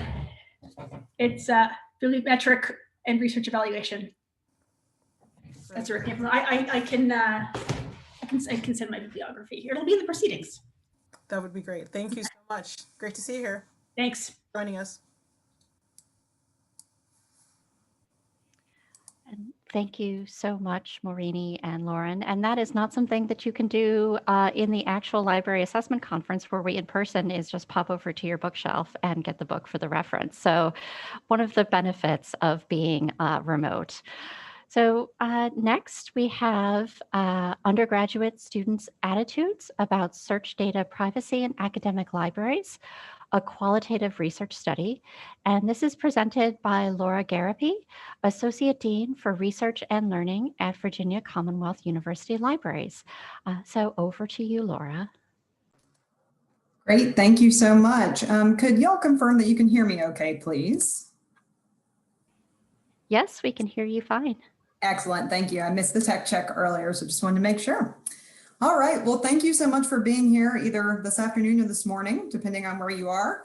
I'm looking forward to talking with you today about this study. This was actually my dissertation research study that I completed as part of my PhD in educational research assessment and evaluation in 2019. So I'll just jump right in. Well, I'll try. There we go. So because you're at this conference, I probably don't need to spend a lot of time convincing you that demonstrating impact and evidence of improvement is important for academic libraries and has only become increasingly more so over the last couple of decades, particularly with the rise of the age of learning analytics. Learning analytics being the use of student data, typically to try to improve student learning, student success, or institutional efficiency or effectiveness. You're probably also aware that libraries historically have placed a high value on user privacy and have in some cases resisted collecting search data being things about what students download, search for, or use, and in some cases have even actively deleted it. And this usually rests on the important assumption that we hold in our profession of academic freedom, and also concerns about third-party use that may be improper of that type of search data. Now, a lot of other sectors of higher education have really kind of embraced this approach to using student data for improvement or assessment, but our more limited approach to data collection has in some ways affected our ability to embrace some of those methods. However, we're starting to see evidence in the literature and other professional circles that there are, in fact, evolving practices in libraries as well that do involve more data. So until recently, there's only been a very small handful of studies that look at user perspectives on privacy of their search data in academic libraries, although there's a lot about what librarians think about user search privacy. So there were a handful of quantitative studies in the mid-2000s that had some interesting outcomes, but they lacked methodological rigor. And therefore we have to be cautious about using their findings, which were in many cases mixed, depending on the study. More recently, the Data Doubles research study was and is actually still underway, which is a really impressive qualitative study that was going on alongside my dissertation research. Unbeknownst to me at the time, there are some similarities and some divergences of what we look at. And this is a study focused on learning analytics and student data privacy perspectives overall in higher education. And it also has some components that focus specific on libraries in that context. So they found generally that undergraduate students did trust libraries and had a degree of comfort with library search data collection. But they also found that participants were kind of considering some of these things for the first time. I highly recommend taking a look at this study. Very impressive, and they're actively disseminating their findings right now. So the purpose of this study then is to add to that relatively small knowledge base about student attitudes or user attitudes in general about search data privacy in academic libraries and what students' wishes might be for how we handle their data about what they search for. My dissertation had 4 research questions. Today, I'm only going to share findings related to 2 of those, mainly focused on students' attitudes about whether academic libraries should collect and maintain user search data, and also what some of the unacceptable and acceptable uses are from students' perspectives of that data. So this is a qualitative research study. I used an approach called interpretive description, and it is designed for applied disciplines asking applied questions, which is a really great fit for libraries. It came out of the field of nursing. It helps us avoid, I think, the square peg round hole problem that sometimes comes with qualitative research. A lot of the grand qualitative traditions like grounded theory or ethnography come from much more theoretical disciplines, and it can be very difficult for us to ask those practical questions while still adhering to those methodologies. So this is a great fit.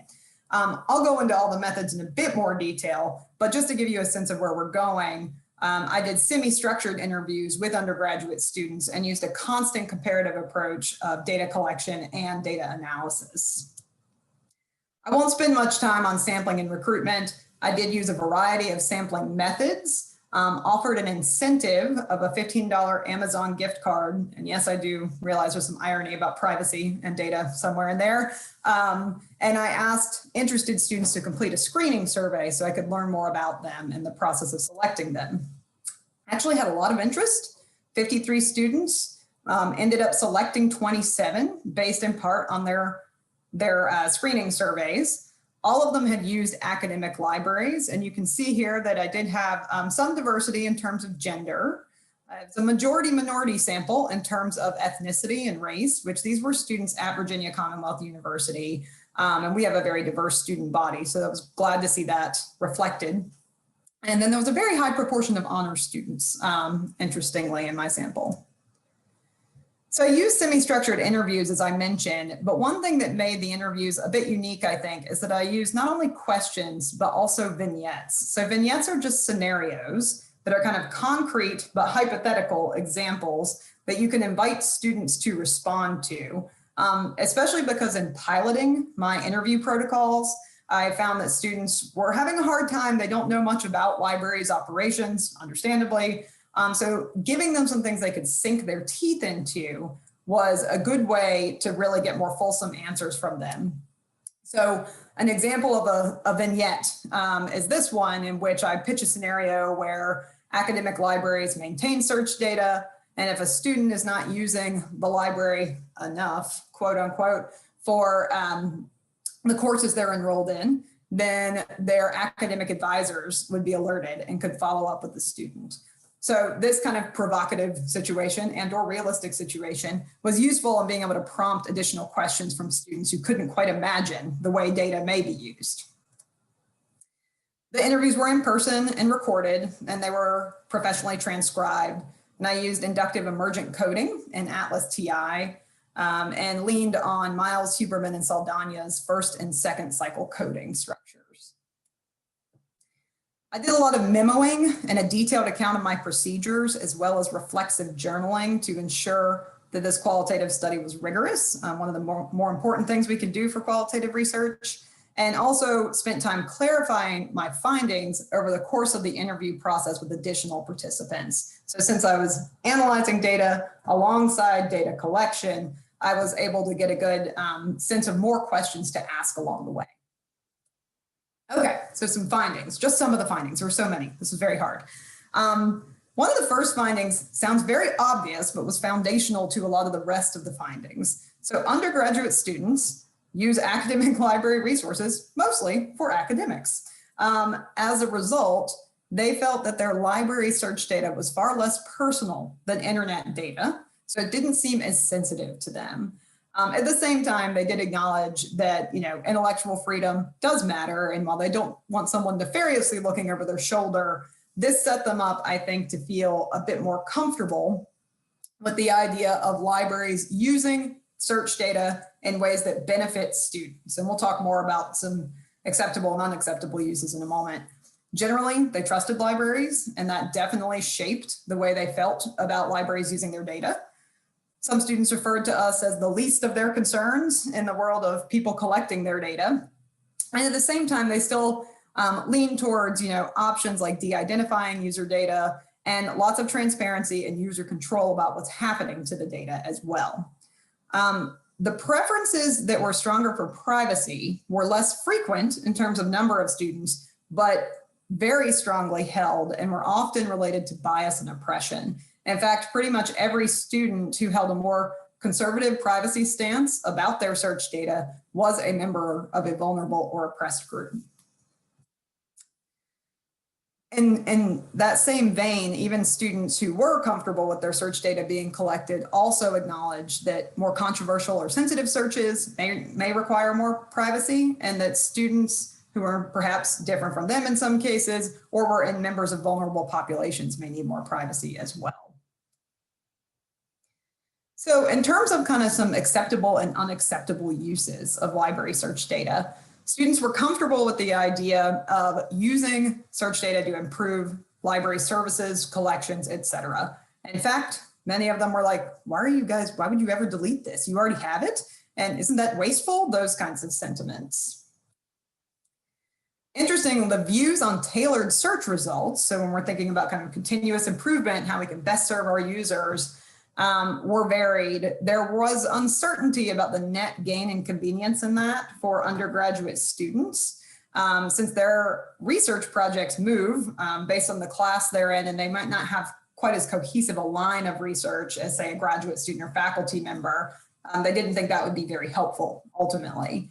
And much to a librarian's heartwarming situation, they were concerned about limited exposure to varied research materials. So they didn't want to get an echo chamber based on recommendations of things they'd already searched for. Library learning analytics and just learning analytics in general were more controversial. And you saw the example of one of the vignettes that got at this. In general, students had mixed opinions about learning analytics. Some thought it was helpful and supportive for students to use data about student grades or library use or whatever to support them as much as possible at the university. Others thought it was super creepy, big brother, that kind of thing. There was also several students who mentioned that low library use to them was just not indicative of a problem, so that it was not meaningful to use that as an indicator of student success. And finally, some students were comfortable with aggregate data analysis. So think of like those GPA library use studies, looking for relationships there. But essentially they were like, aren't you confusing correlation and causation? Does that actually tell you anything meaningful enough to move forward in improving your services? So some very, very insightful students in my interview poll. They also had varied and ambivalent views on search data for preventing bad behavior. And what I mean by that is thinking back to the Patriot Act and things like that, where maybe search data could be pulled, handed off to law enforcement or something like that. And this was really kind of across the board. We had some students who thought that privacy should be sacrificed to save lives or prevent crime or whatever it may be. We had others who thought it should be preserved at all costs. But the biggest thing, and probably the most unique finding about this, was that library search data is not going to be useful for any of that. So when they're searching a library database or one of our discovery tools, it was just the students feeling that that's not the kind of information that's going to link you to criminal activity or a national security threat or something like that. So just to kind of wrap up and recontextualize some of those findings in the literature. So some things were consistent with the literature, that students do trust libraries and that affects their views on privacy. And they're generally comfortable with search data collection in academic libraries. So there are some limits to that and the way they want it to be used. And that's a good reminder that trust could be lost if libraries don't meet user expectations for the appropriate ways to use search data, or they find it to be invasive. Some of the more unique findings, again, the impersonal nature of academic libraries' research really affected their perspective. So thinking about what they Google versus what they search for in library resources is very different for them and was significantly impactful on how their comfort levels with search data collection. Many students' views were more liberal than that of libraries and librarians, but not all, including some students in minoritized or vulnerable groups, which I think is tremendously important. Finally, libraries should consider technological solutions such as de-identification for protecting privacy and confidentiality, even if we do move into a phase of leveraging more student data. So implications for research and practice. I personally would love to move forward with research focused more on vulnerable groups or minority groups who had much to say and very strong convictions about privacy in some cases. But also graduate students, faculty, kind of deepening and rounding out our understanding of these groups. And if I can't do it, I hope one of you will. I'd also love to see a possible quantitative instrument in the future based on some of the themes emerging from this type of research, which might inform future practice because the findings would be more generalizable. So with that, I thank you for your time, and I am happy to field any questions you have. I will stop my share. And we'll go from there. Thank you so much, Laura. That's such a great contribution to our understanding of this really important topic around student perceptions of data privacy. So thank you for that. Please go ahead if you have questions, use the Q&A function, and I'll read the question for the speaker in the audience. Just having a look to see what questions are coming in. One thing that I was wondering about as we wait for some more questions is you mentioned that the students didn't really understand or know that all of this data was being collected. And I wondered if you've thought about how this potentially informs improvements in terms of communication with students, or kind of thinking about how you might use this in conversation going forward. Yeah, sure. And so students were neither really aware of what the libraries were collecting, and equally importantly, what we weren't collecting. So they really just didn't have a good sense of our practice. There was, I think, often an assumption on behalf of the students that the university was collecting all sorts of stuff. And so it's a good reminder that they don't see us as separate. You know, we're the university to them by and large. So there was a lot of emphasis though on transparency. So students talked about the fact that, this should all be clear. I'm sure I signed something when I was, coming to school here, but didn't necessarily understand what I was signing. So while they push for transparency, they also acknowledge that it's really hard to get the time or attention of people to be transparent. And I'm not sure there was any brilliant answer there. They said it needed to be something way better than the 87-page terms of use agreements that get flashed up at you on the screen. So I think an interesting approach could be in the future, thinking about information literacy with the broad lens of information privacy being related in many cases to how information is created, formed, and stored. Great, thank you. You mentioned another question here. You mentioned about a high proportion of honor students who responded. Any theories about why that was the case? Yes, and I was kind of jumping right through recruitment and sampling, but luckily, so I did a varied approach to recruitment. I did our university newsletter, social media, but I also reached out to faculty with whom I had relationships already. And because the literature was fairly thin at the time I started this study, there weren't a lot of pointers to, you should interview students who match these characteristics. It really was okay to have kind of a wide net to start. But I ended up with one very enthusiastic faculty member who encouraged her students to participate. She happened to be an honors rhetoric and writing teacher. And so I got a lot of really, really great interviews. I was blown away the whole time at how engaged students were. And I think a lot of that was the vignette model of the interview. They would really sink their teeth in on that. So it was very impressive. And I was just so heartened by how smart all the students were and how thoughtful. That's great. Thank you. And we have one last question, saying this is just a really interesting presentation. Do you have any recommendations for how librarians might change how they collect student data based on the insights that you have, and also how to communicate better with students? But I think you may have covered the communication piece a bit already. So any recommendations for how we might change how we collect student data? Well, I don't know that I would have a blanket recommendation, and especially given the fact that it's qualitative research and the other more substantial study is also qualitative research, I hesitate to make too many assumptions from these findings that can be applied to practice yet. That said, I think there are a lot of really great models and some thought leaders in librarianship. Megan Oakleaf is certainly one. Looking at ways that we can collect and use student data in a way that protects their confidentiality and in some cases anonymity, so that even we don't know necessarily who we're working with. So they take a lot of time and energy and data scrubbing, but they are out there. So I think we need to determine what data is important and the extent to which we can keep it in confidence or in an anonymized fashion. That's great. Thank you again, Laura. I really appreciate it. And thank you for sharing your research. Sure. Thank you so much.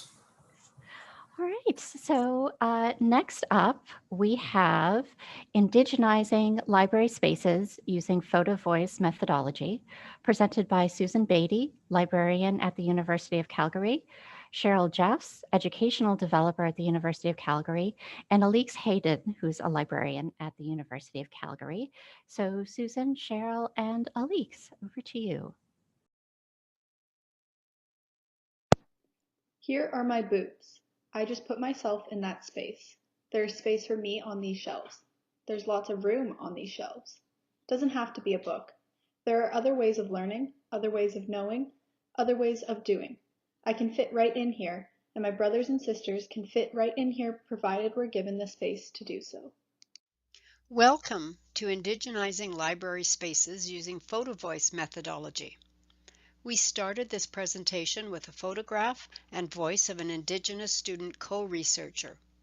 The students and their photographs are the center of this presentation. You will hear, through our voices, the Indigenous students' words and see their photographs that inform this study. We are Susan Beatty, Alix Hayden, and Cheryl Jeffs, librarians and educators at the University of Calgary in Calgary, Alberta, Canada. With respect to the Indigenous students in this study, We recognize their heritage and culture with a territorial acknowledgement.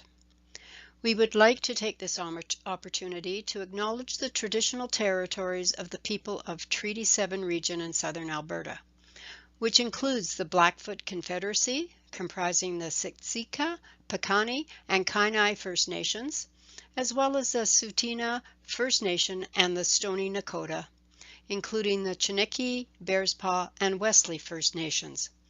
The city of Calgary is also home to Métis Nation of Alberta, Region 3, Canada.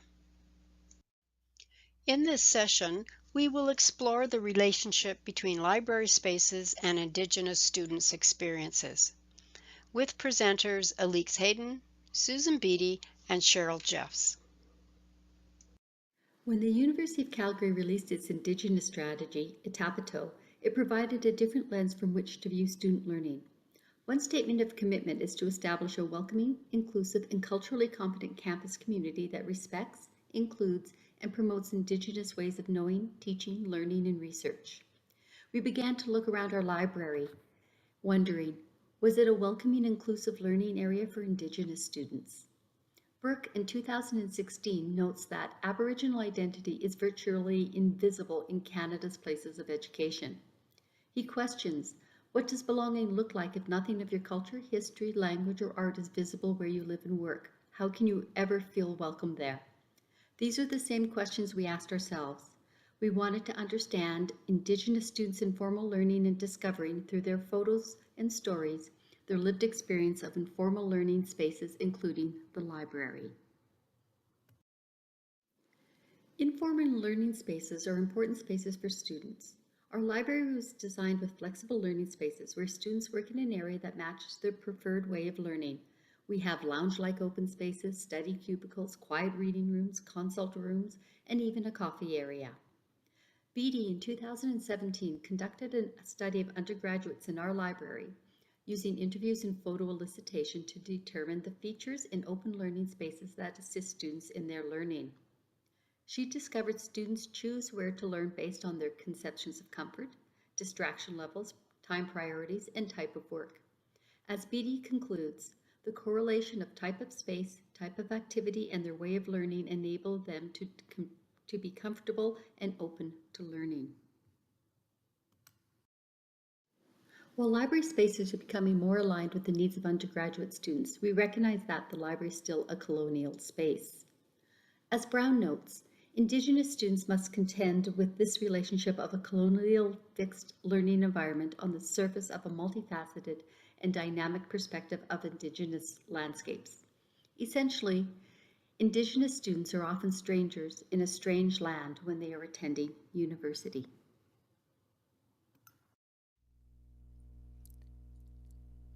Our study was based on the students' voices. We needed to gain some insight on how the campus learning spaces are perceived by Indigenous students so that we could work with them to change the spaces to better represent them. Photo Voice is a community-based research method which placed their stories at the center of research by using photos to describe their ways of knowing.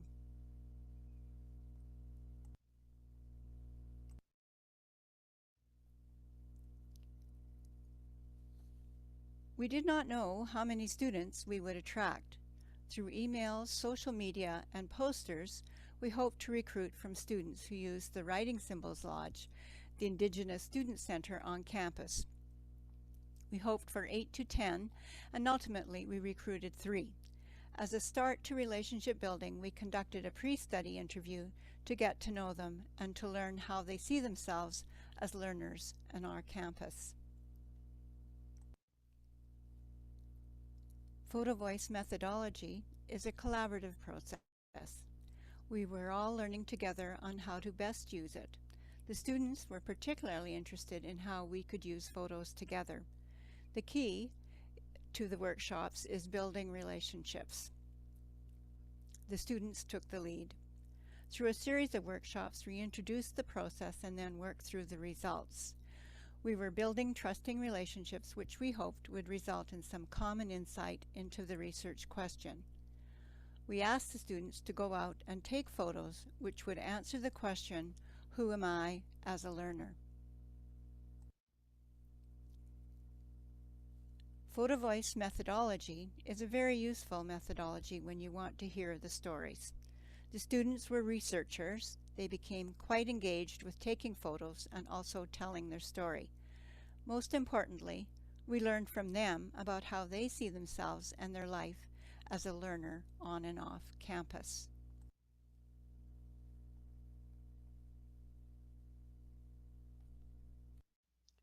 This photo represents one of the beginning activities with the Indigenous students as co-researchers.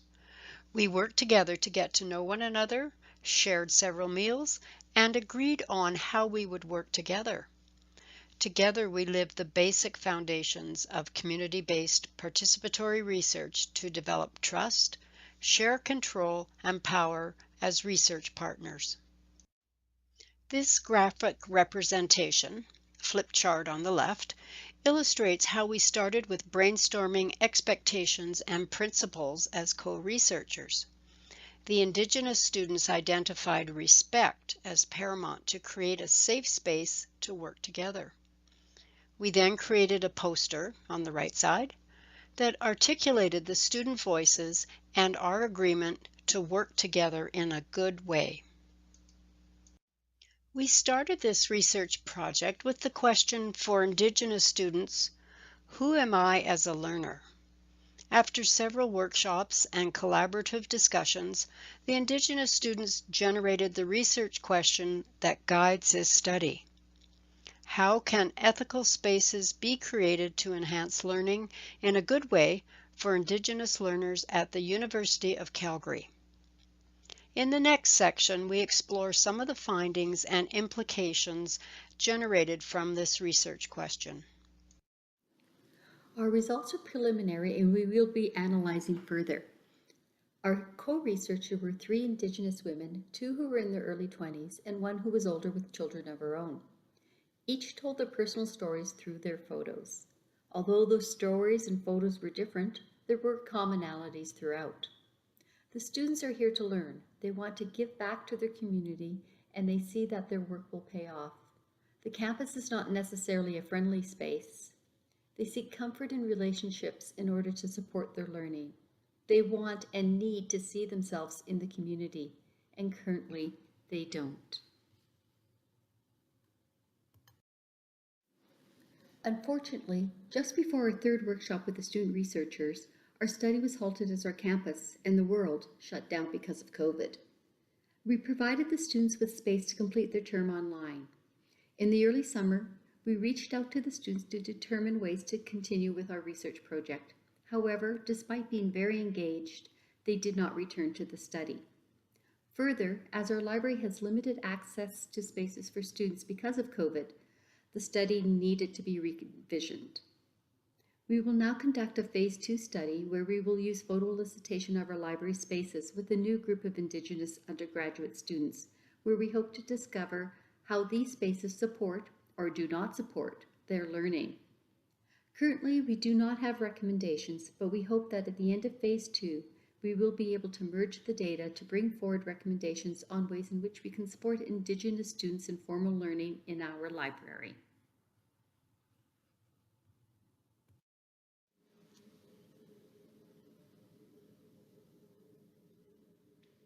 Nature anchors the students.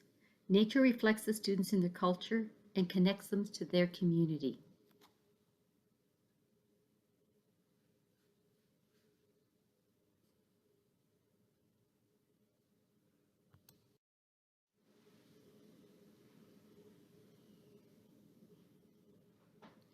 In order to belong, they must feel that they are represented in the space. Through representation, students can become comfortable, and there are simple ways to represent the Indigenous student in the library. Blank walls are opportunities to collaboratively work with Indigenous students to develop areas of comfort and home. We can make the students feel comfortable when they see themselves in their spaces, and most importantly, they direct what should be in those spaces.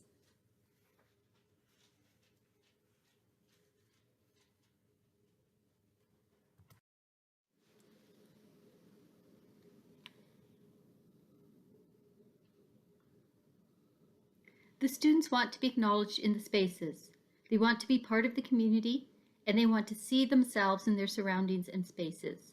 Working together in a good way, using their words, not our colonial words, is a step towards acknowledgement.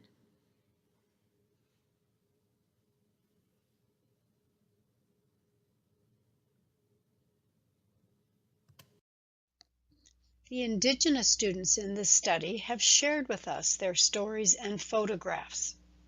We now invite all of you to start the conversation. Take the time to listen and learn from each other to create an inclusive learning space for all students. Supporting our work are the following references and suggested readings. Thank you for participating in our session, Indigenizing Library Spaces Using Photo Voice Methodology. We sincerely appreciate the Indigenous students who participated in this study as co-researchers, and we acknowledge the Scholarship of Teaching and Learning Fund from the University of Calgary Teaching and Learning Grants.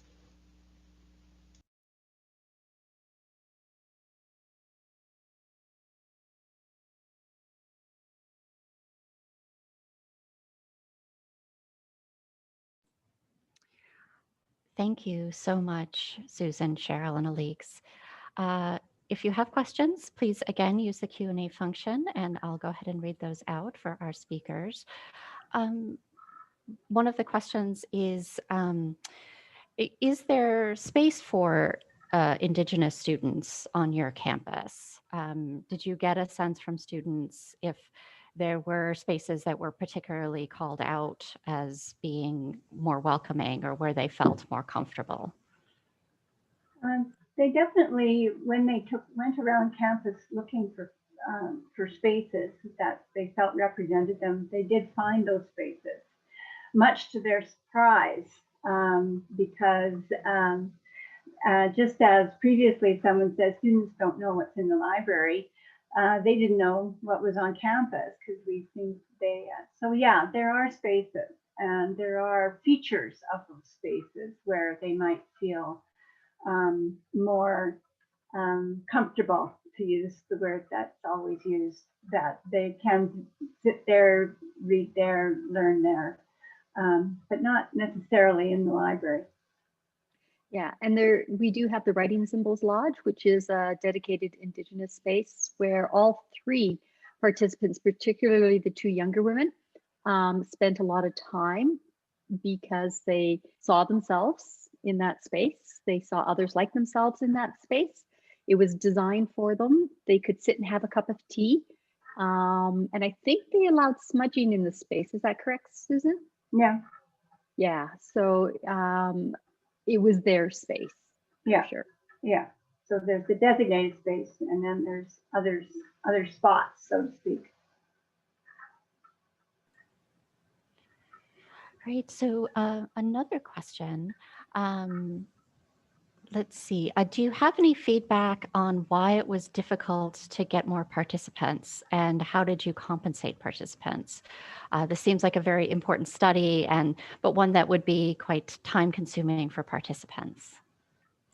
I think, well, probably time was an issue. I think trying to attract students who don't use the library, who would see it as colonial and not necessarily a place where they would be, through other people on other distant methods like social media or emails from the Writing Symbols Lodge to them, then so there was a disconnect. So the students who did volunteer, they did it for personal reasons. One wanted to make a difference, another one really enjoyed photography, saw it as another saw it an opportunity to learn a new research methodology, and she was the older student who was going into master's program.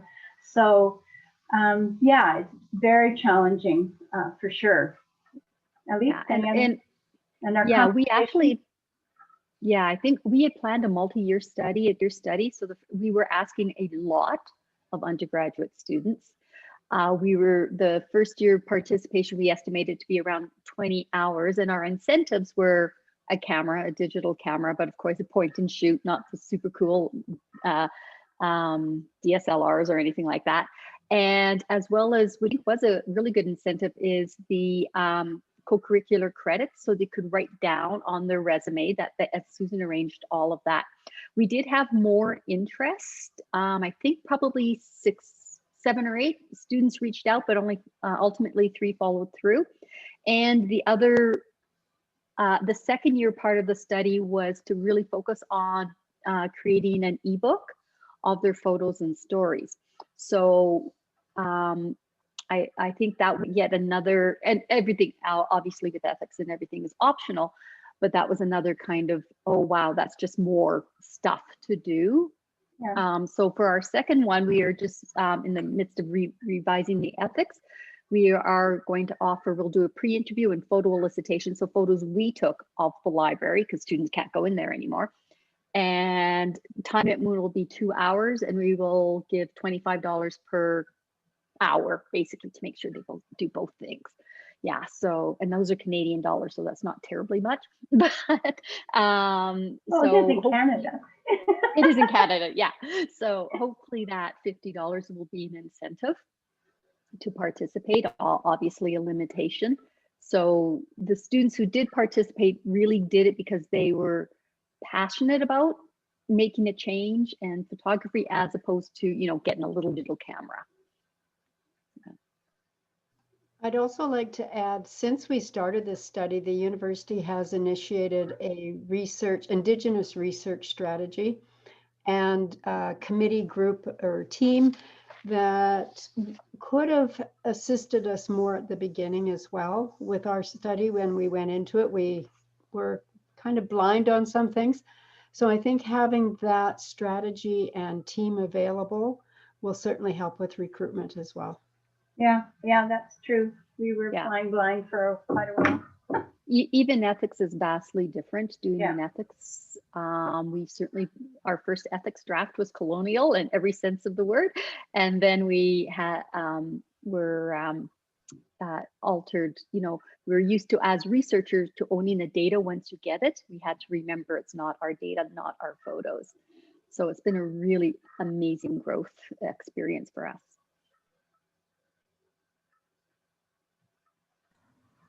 That's great. Just such a really rich study, and I'm excited to hear more about how it develops. And thank you again to our 3 presenters. Thank you. And with that, I will move on to our next presenter, who is, it's Mapping Sense of Belonging in Library Spaces. This is by Ted Chodock, Reference and Instruction Librarian at the College of Southern Nevada. So Ted, over to you. Okay. I'm red on the screen, or do you actually see my face? I'm not sure.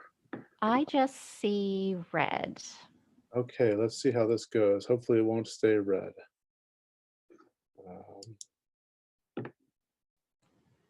There we go. Okay, so even if I'm red, at least this is working. Yes, great. Okay, Mapping Sense of Belonging in Library Spaces. This project is part of my doctoral research at the University of Nevada, Las Vegas Higher Education Doctoral Program, and it was made possible by a fall 2019 sabbatical leave from the College of Southern Nevada and a 2019 ACRL Academic Library Impact Research Grant. The 2 sites for this research I'm calling Southwestern University and Southwestern Community College. They are both minority serving institutions. They are both Hispanic serving institutions and ANAPISIs, which stands for Asian American, Native American, Pacific Islander serving institutions. The Southwestern University is an R1 university, urban, mostly commuter. Southwestern Community College has 3 campuses. The largest campus library is the one that was used as the site, and the main library at Southwestern University was used as a site. The field work for this consists of 10 informant interviews. Those are librarian and library administrator and library staff, 5 per site. 8 hours of observations, which is odd in COVID times, but still there's something to learn from that. A total of 111 student photographs. So This is a photo elicitation study. The students were asked to take 5 photos each. Now, 111 were actually taken by the students. And then some students could not come to campus because of health concerns. And so I took 10 for those students altogether, and 20 were repurposed when one of the sites was closed for the last month of the study. So there's more than 111 altogether. 28 student interviews have been conducted, 11 at Southwestern University and 17 at Southwestern Community College. The demographics of the student participants is very diverse, and it's similar to the demographics of these institutions, but actually it's slightly different.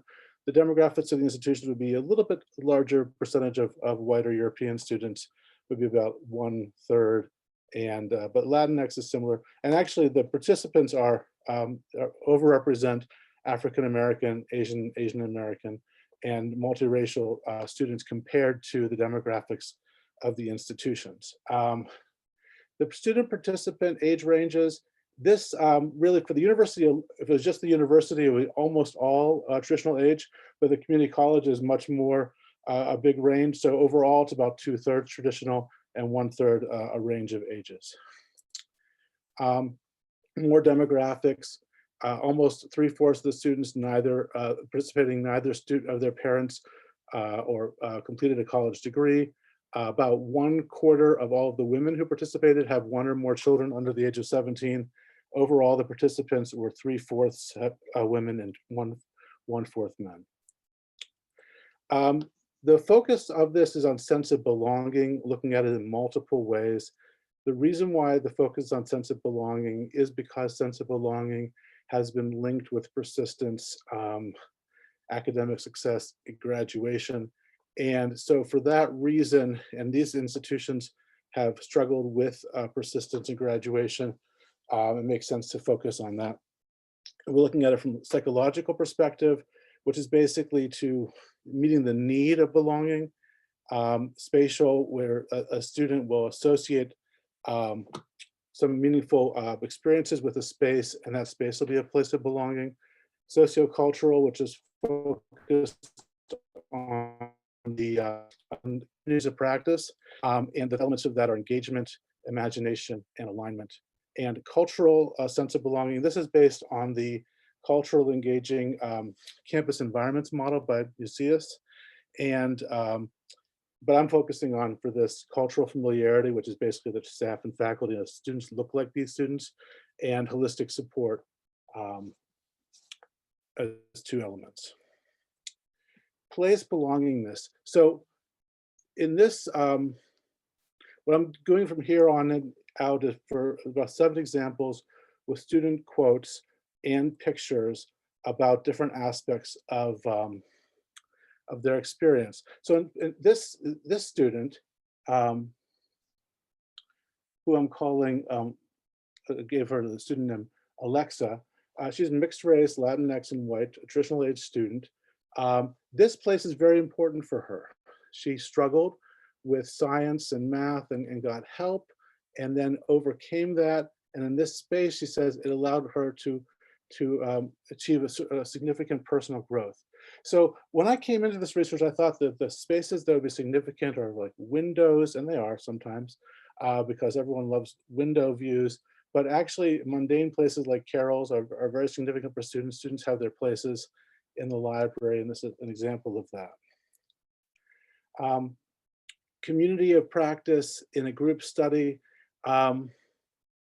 Sometimes these are focused on study rooms, and this is not a study room, this is an open area, but it has elements of a study room. Multiple groups can be here. And this student chose this to focus on collaboration. You can see the element of imagining the future, the element of engaging in the practice, and aligning behavior with it in her other classes. That student's named Sierra. She's a 1st generation Latinx student. Now this is an example, again, a Carol, of a student who is not, who studies alone, does not engage with other students in the same way that group study, but in his practice has taken on using the library as a community practice for himself to, as his own words, to reprogram himself. He felt like he did not come in with the skills he needed. He observed people in the library to figure out how to become more successful using the library as his office. This student, Isaac, he's in his late 20s, also first generation student. You know, some of the different elements here,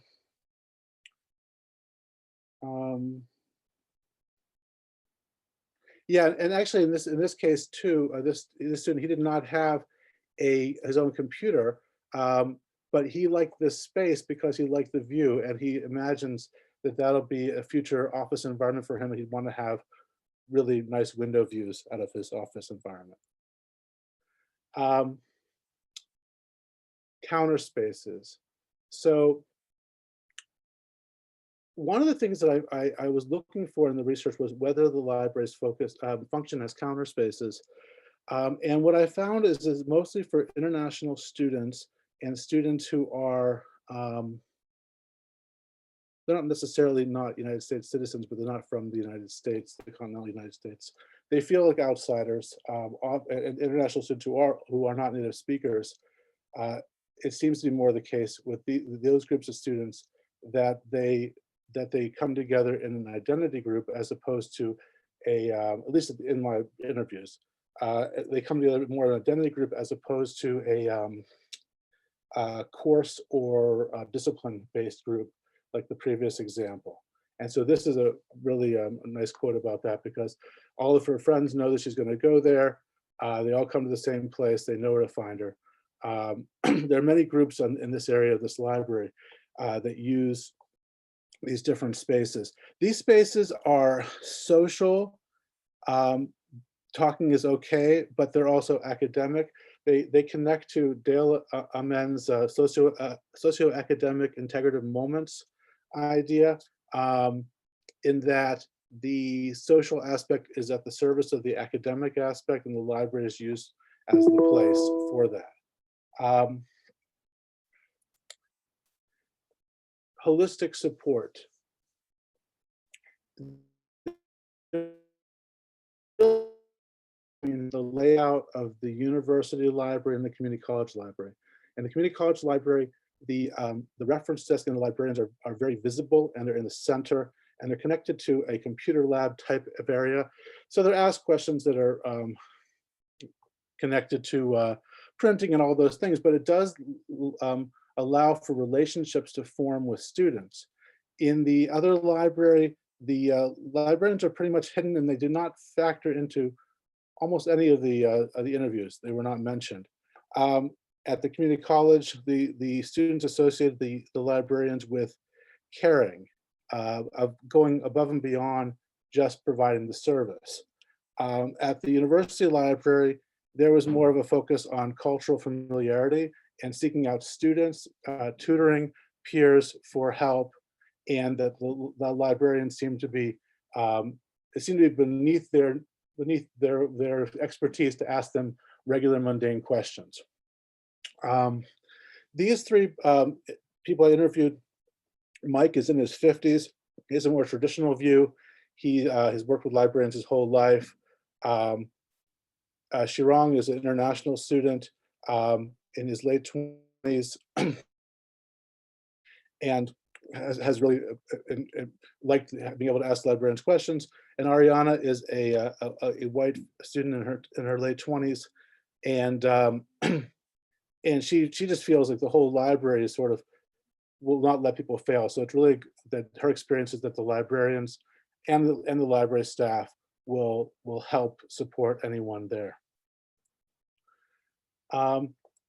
This is just an example of what it means to be a caring community. This student, when I first saw this photo, I thought, well, this is such an odd photo. You know, what's going on here with these two doors? But this student said, I don't sit here usually. I don't usually come to this space. One day I was here, and I didn't know how I was going to move my data. And she didn't know that this is where a librarian comes through, but the librarian came through and gave her a flash drive to use. and it symbolized for her that the library was a caring place, and also that the institution was caring. She says, those daily experiences will change your impression for the good or the worst. My perception about Southwest Community College are due to those small interactions. This woman is she's in her 40s. She has children under the age of 17. She's identifies as African American and African national.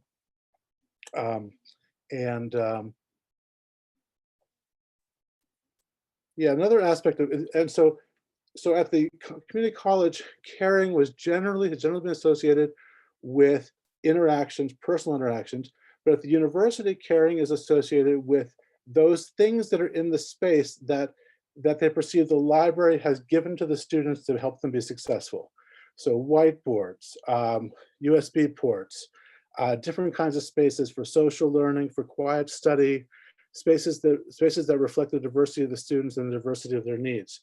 And so that came up repeatedly, that was where they saw the library as being caring for them, or they saw it as the university caring for them through the library. So preliminary findings that academic libraries function as communities of practice.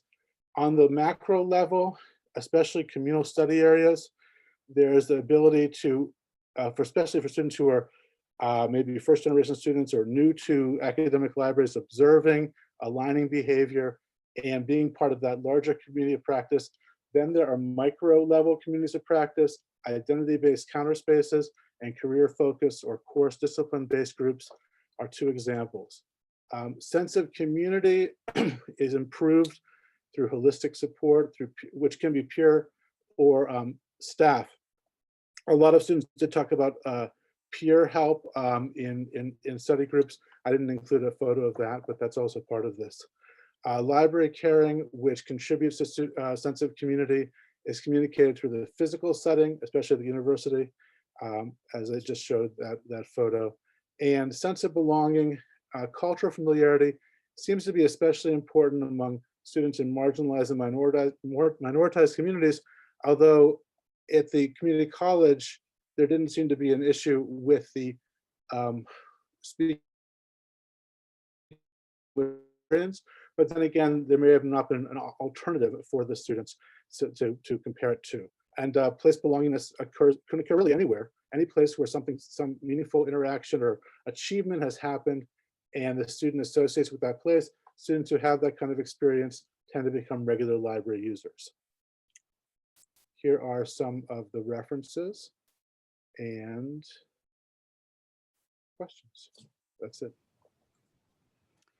Thank you so much, Ted. I really appreciated all of those, the student voices. They're really powerful stories of impact in terms of the sense of belonging that the libraries can create. So thank you for that.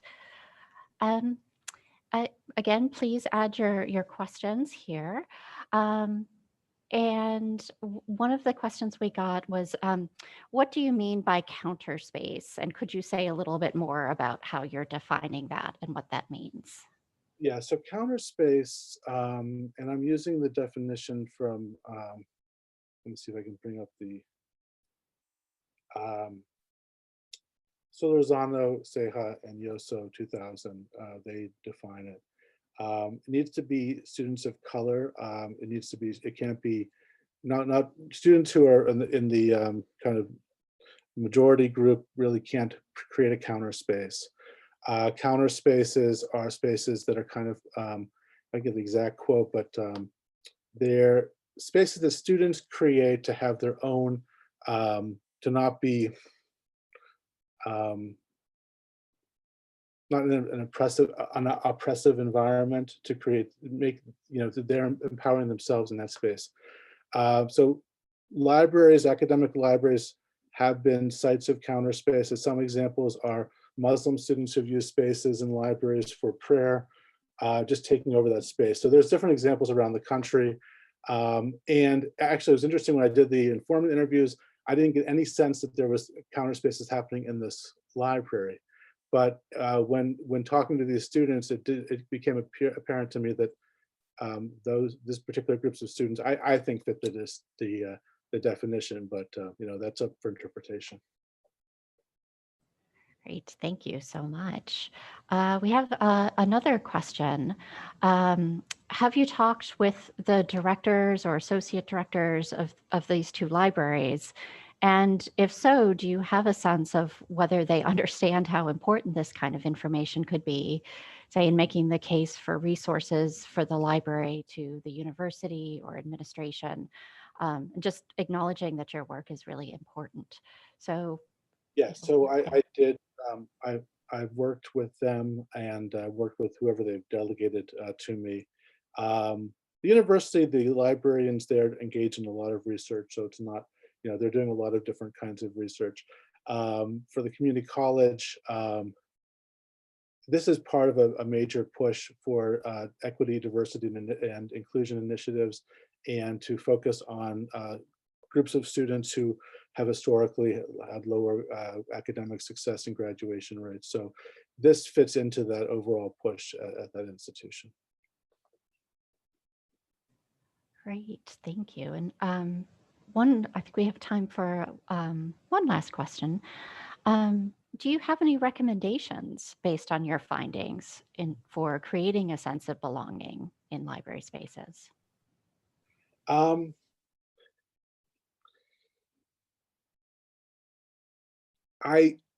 I think that the kind of space I showed where the student had that kind of collaboration and has all the USB ports and all that, that's one of those spaces that seems to come up for a certain kind of successful space.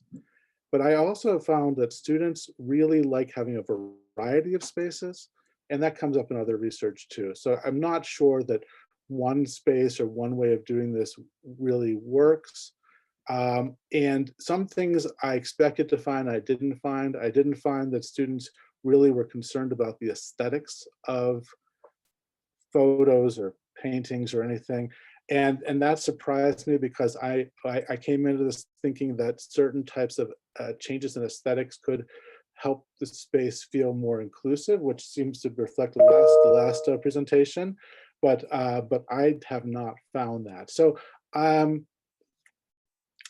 some of the findings really reflect back. I mean, one thing is that I think it's important, and maybe because I'm a librarian, biased, I think it's really important to have a role for the librarians that is more present, and I think it makes a difference. As I analyze the data, I'm not sure. I mean, I'm not sure what, I don't know if I can really back that up in any kind of, but it does seem that it makes a difference for those students who talked about that role. I think it makes a difference in the sense of the larger community, not just the student community, but the whole community of the library.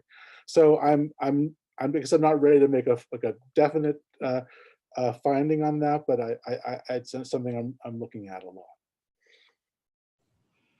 That's great. Thank you, Ted. We won't hold you to that finding, but it's interesting to hear you speculate. So thank you.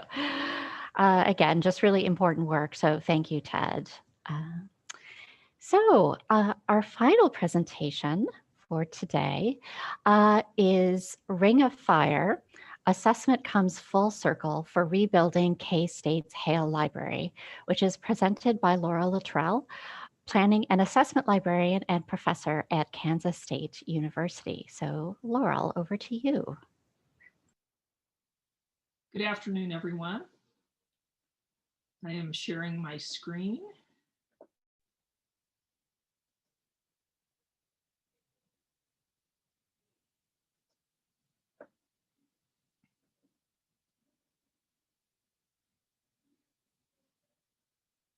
Is that coming through for everyone? Yes, we can see that fine. Great. Okay.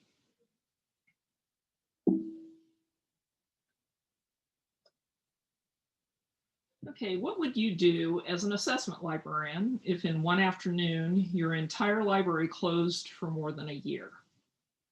Here's some photographs of the aftermath of a fire that happened in our main library at Kansas State University on May 22nd, 2018. Before the fire started, we had been planning to do to build a new learning commons on part of the first floor of our library.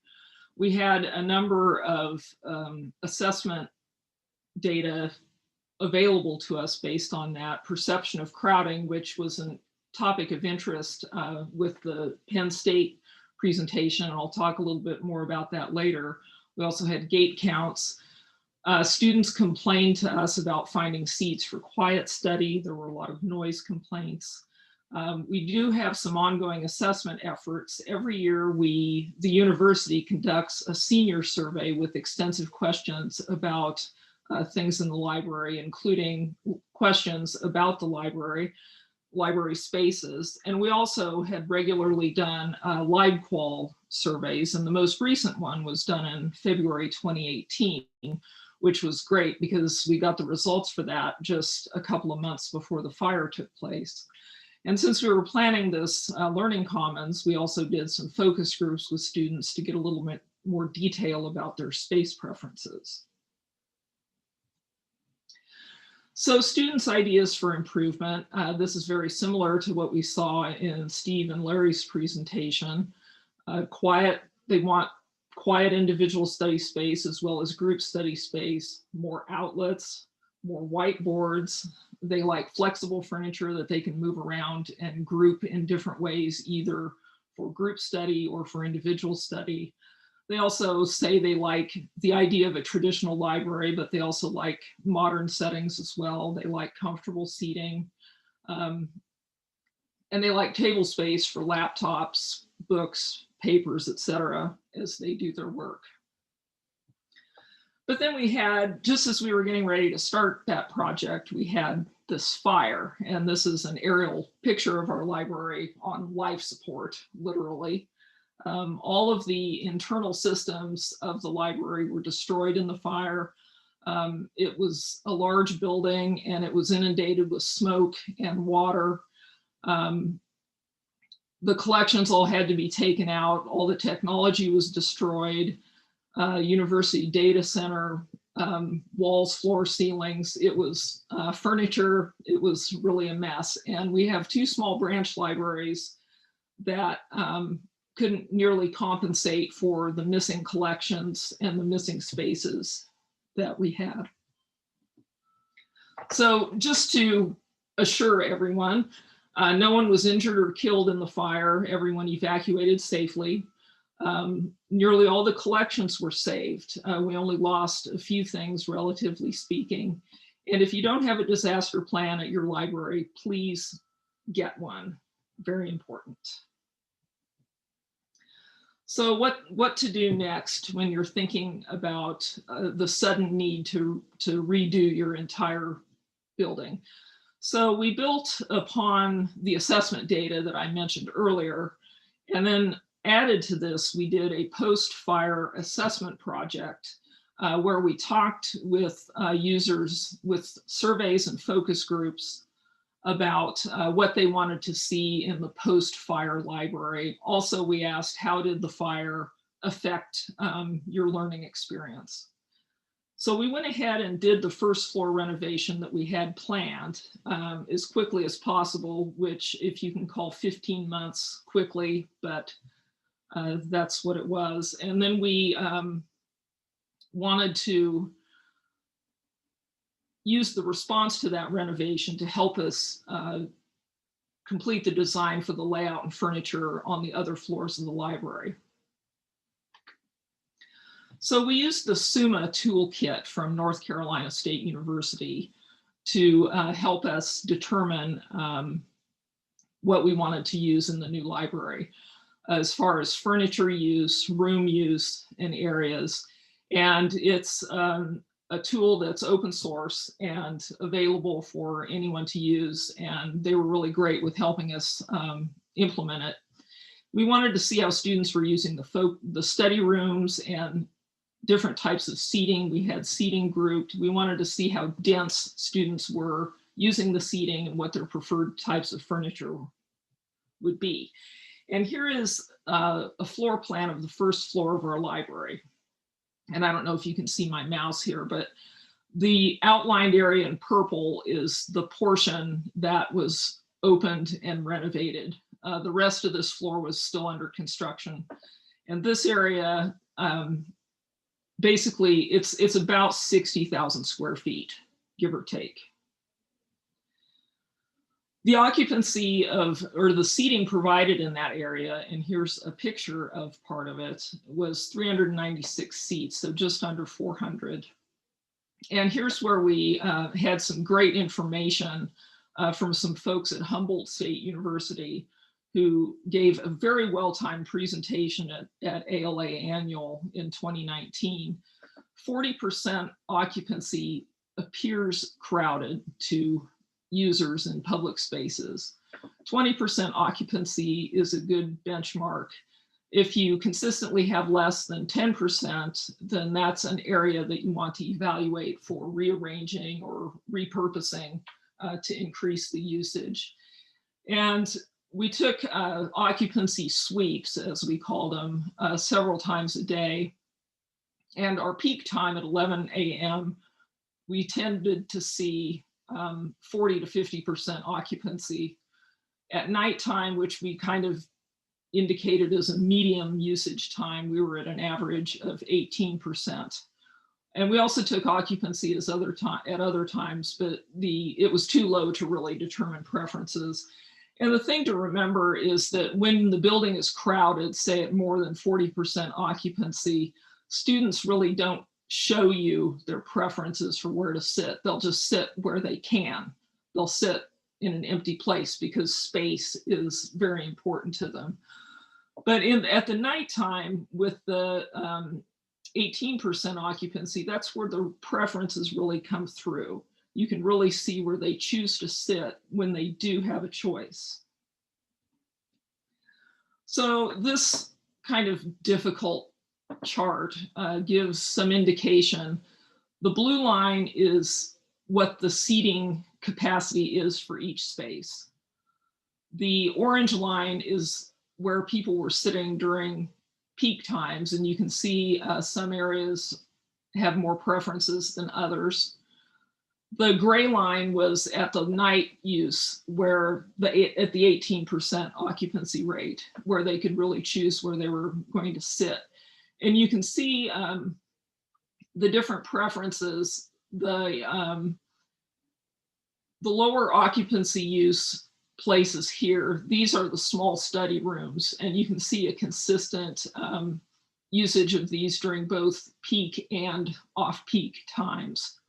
Some of the larger seating areas, soft seating, open seating, were less popular during nights as they were during the peak average use.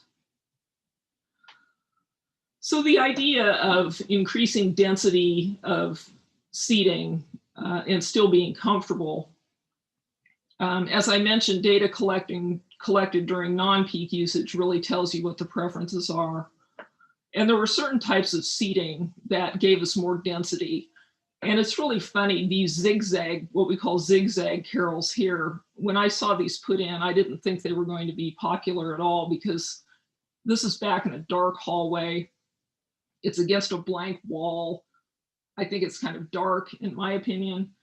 But the occupancy on this seating was actually extremely high. Students didn't feel like they were in the sight lines because of the angle. There was plenty of surface space, and they also had outlets available there. So those actually, we are incorporating more of these elsewhere in the building because the architects realized that this was a popular choice. You also have more density, as has been mentioned earlier today, with smaller tables, because a student will take over a large table and people will be reluctant to share that table.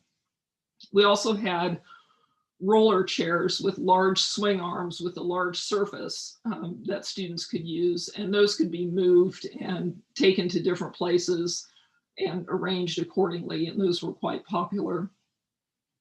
Less density, larger tables, soft seating like sofas and things like that. Nobody is going to sit on a sofa with a stranger unless they absolutely have no choice, maybe. However, you do want to have this type of seating in your library, just with the knowledge that the seating is not going to have the same level of density. Excuse me. Our collaboration rooms were used almost all the time, really, but below capacity. Very often 1 or 2 students would be using a room with 6 or 7 in occupancy. But having a reservation system in place helps with that, and students were beginning to populate those rooms with reservations and use them more efficiently. But when they're not being used, obviously they're open for anyone to come in and use them. And those have been very popular. So we have a lot of value. I don't recommend closing down your library to keep people from taking it for granted. That's not a technique that I would recommend, but it does give you a lot of assessment opportunities and ways to demonstrate value to people. We had a lot of people who were inspired to give money to help with the renovation, which was really great. It's really important to have a variety of seating configurations, because the needs of someone coming into the library for 15 minutes in between classes or meetings is completely different from somebody who's planning a 6-hour study marathon. So you want to be able to accommodate all of those different uses. A very popular type of seating is this one here, with these shields around that keeps privacy, and you can see there's a lot of room here, and these little portable tables are very popular. So we were just getting ready to open a similar sized space on the 2nd floor of the library. And the very day we planned to open that, the university shut down because of the pandemic. And, oh, excuse me.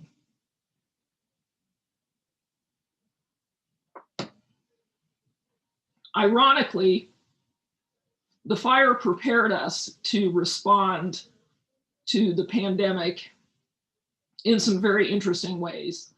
We were accustomed to taking everything online. We were accustomed to working remotely. We were able to help our instructors to provide support to them as they moved all their classes online. It was kind of surprising how that all worked out. However, our on-campus students did need quality study space, and we went into a hybrid mode with some classes online and some classes in person this fall. And students needed places to do their online classes quickly if they were between classes and so forth, with a face-to-face and an online. They needed a place with good internet, privacy if they had to participate in discussions, and we were able to provide quite a bit of that.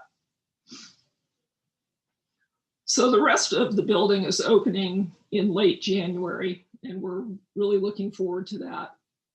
Collections are moving back into the building, and we will be using SUMA to assess the building use and fine-tune the layout and furniture design as needed. Really, what was critical to our work here was having recent and fresh assessment data, and we were very fortunate to have that available. It also helped with other components besides space design about what to do with our collections, how to compensate for missing collections, and how to, what services were important to provide and how we could provide those remotely. And all of this helped us with the COVID crisis.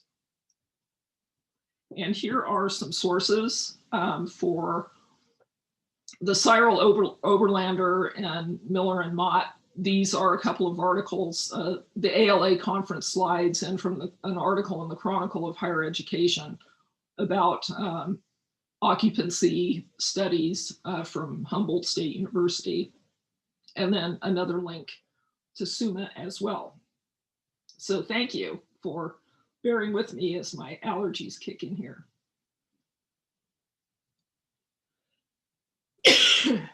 Thank you so much, Laurel, and I appreciate that. Hopefully, yes, take a second to have a drink of water, and we can take a minute if folks have questions. Again, please use the Q&A function. I was quite curious, Laurel, did I hear you say that you did some interviews or focus groups with students asking about how the fire affected their learning experience? Yes, we did. That was a significant part of our survey, was asking students, where are you studying? How are you able to compensate for not having our physical collection and that kind of thing? Okay. And it's heartbreaking. A lot of students said, I'm not doing as well in my classes. I'm really struggling. A lot of similar things that they're saying now during the pandemic. So our students have had basically 2 years of problems with library resources instead of 1. It's been really hard. Yeah, I am so appreciative of you sharing your lessons learned and experiences with us, because I think it really is a benefit to the whole community. We do have another question here about how does SUMA work, and does it require a lot of staff time? There will be more information in the proceedings about how we use SUMA, but it was very easy for our IT people to get it set up for us. And it's, you walk through the spaces with a tablet and click on the designated areas. You get the different areas you want to use set up. And we were able to walk through that 60,000 square foot space in 7 or 8 minutes once we learned to do it a couple of times following our map. And it took 7 or 8 minutes to tap. You just tap for each area and then move to the next area and tap how many people are in the space. And then it generates reports, which were actually pretty easy to use and easy to see, different options to download. We did evaluate some other services. Humboldt State developed one called Space Use, and we looked at that one as well. And we went with SUMA for the easier way to set up and that kind of thing. And we've been very pleased with it. Great. And I have one last question, and feel free to defer and think about this and answer later if you'd like. But I was really struck how great it was that you had a lot of data ready to go and could draw upon that. Is there any data that you didn't have that you wished you had going into the rebuild?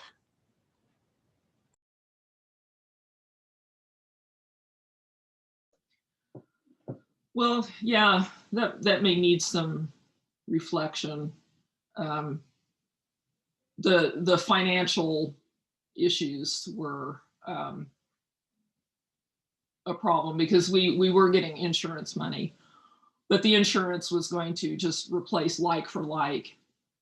And we could move that money to doing things differently, but of course there wouldn't be enough to do all the things we wanted to do. I would say that if we did want more data, it would be more about what we were going to do with the collections, because we knew that we needed to devote more space in the library for study space.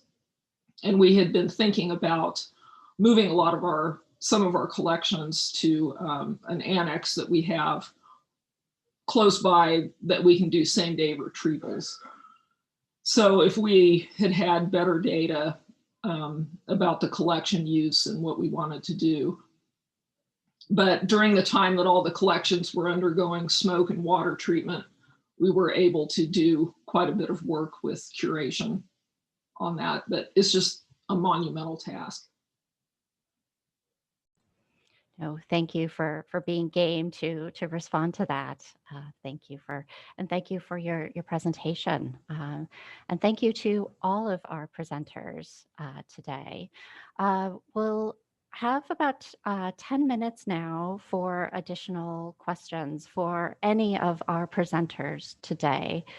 I'll ask all of our presenters to go ahead and turn their video screens back on so we can all engage together. Again, please add your questions to the Q&A box and indicate who the question is for if it is addressed to a specific presenter. So I was wondering if, while we wait for any questions to come in, we might hear from all of the panelists who feel so moved to respond, maybe 2 minutes each. Just thinking, I was really struck for many of the presentations, if not most of them, kind of thinking about how our work will change post-pandemic. And I'm wondering if folks might be willing to talk a little bit about how we might think about space assessment as our spaces continue to reopen for staff and users. How will this work look different? So feel free to unmute and take a couple minutes to just jump in and answer that question. I think one of the questions that might be different is asking students and staff how safe they feel in the space. It's come up quite a bit for our staff who are now concerned about the safety of working with physical materials and working with users, and are the protections that we've put into place adequate?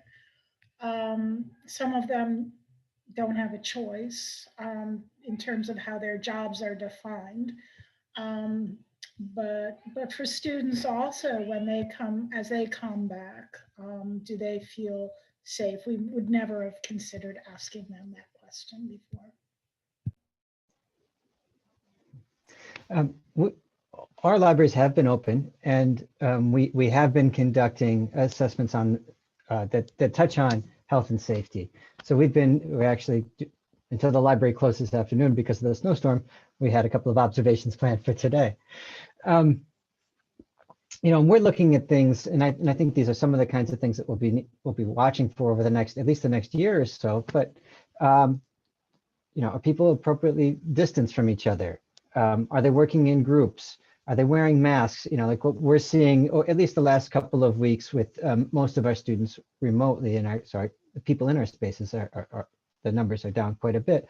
Are people with masks, but they're so by themselves and there for so long that they take them down, and then when they see somebody come by, they put them back up.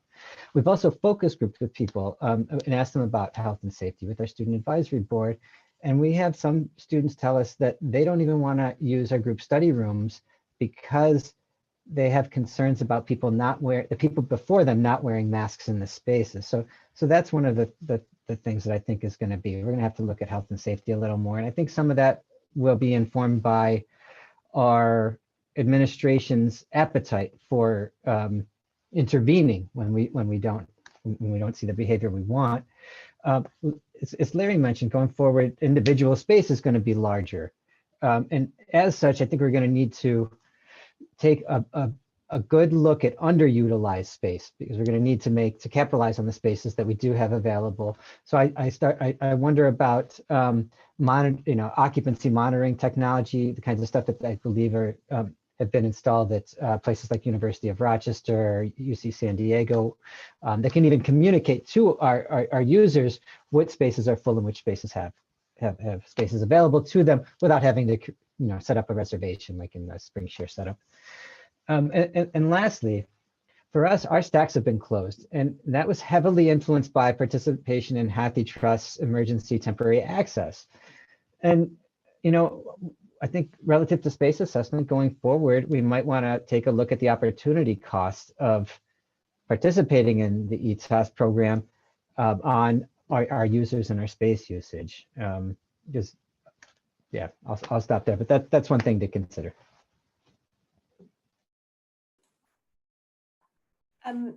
One of the things that I think we're going to have to do is reevaluate all our norms. So like Laurel was saying just now about what the perception of fullness is, and has that actually changed? Because I've got a lot of local data as well as national and international data around how full is perceived as full. And I wonder whether that has changed because people's comfort with personal space.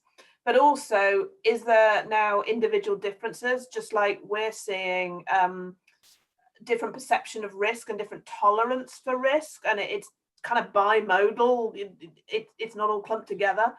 And I wonder whether instead of there being, this is the standard level of occupancy, that there's going to be, for people who are risk averse, this is the, and for people who are less risk averse, this is the. So it's going to, I think, make the planning a bit more challenging, because we won't have single numbers to give the space planners anymore. So I think when we get back fully to normal, I'm going to have to redo all the existing space assessment to see what those new norms are, unless one of you guys does it first and I could just nick what you've done. One of the things that struck me when I was doing observations in the middle of the pandemic was that I would find students would seem happier when I'd catch them off guard with their mask off. And you know, the rule is that they had to wear masks, and the rule is they have to do social distancing.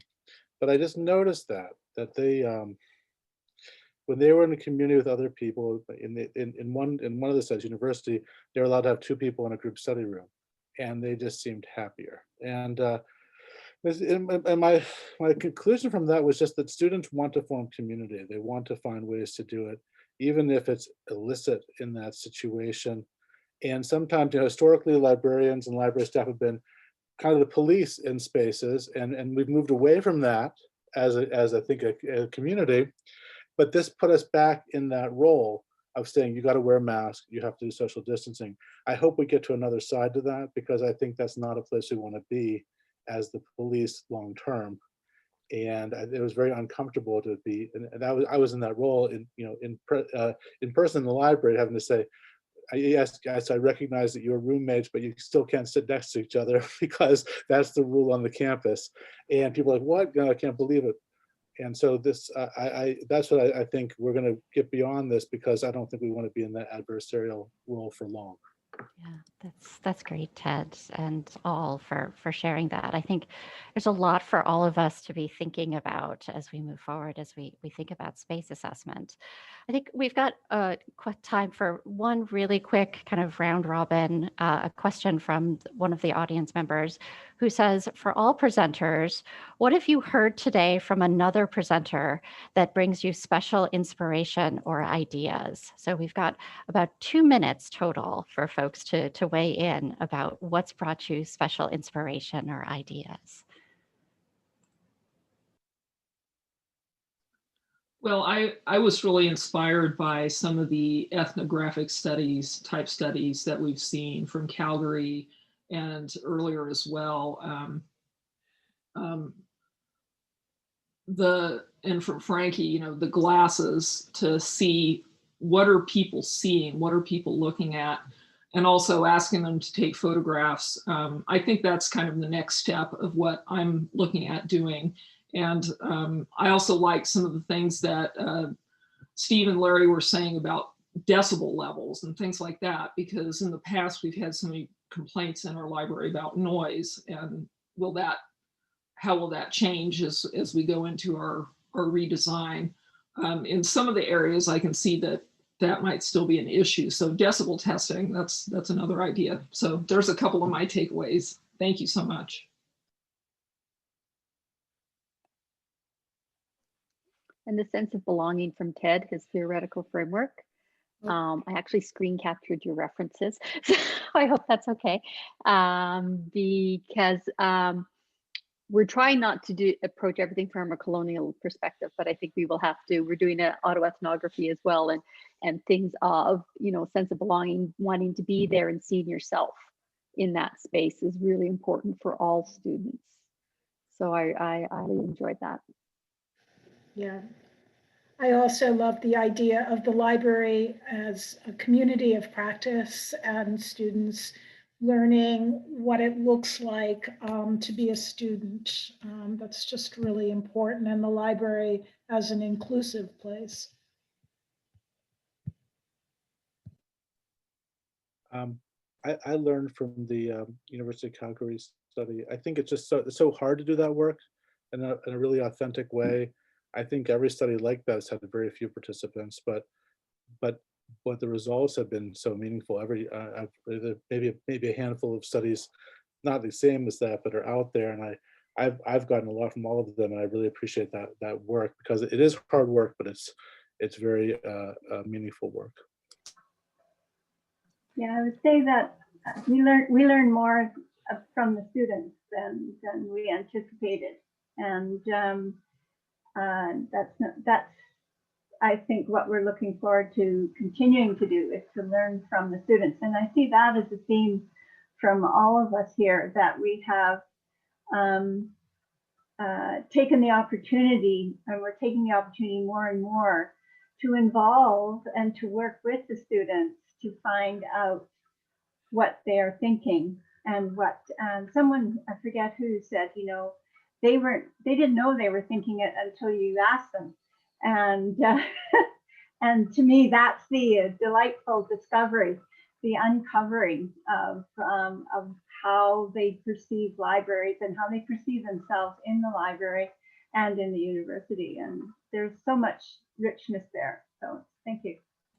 I had several takeaways from the presentations with regards to thinking about, from a design standpoint, how will libraries accommodate this reopening over time, and understanding what we did at Petit and Paterno was we created this flexible infrastructure that really let the seats spread apart yet still have easy access to power and data. And now, as the people begin to come back together over the course of the next year or so, those spaces will need to flex to a certain point where they can support people getting closer together. So, I'm optimistic that as libraries continue to create these types of collaborative environments, that we're going to see probably more of these low-profile floor systems that really promote the ability to get power and data to where people need it, so that it's easily accessible and helps get people back into groups.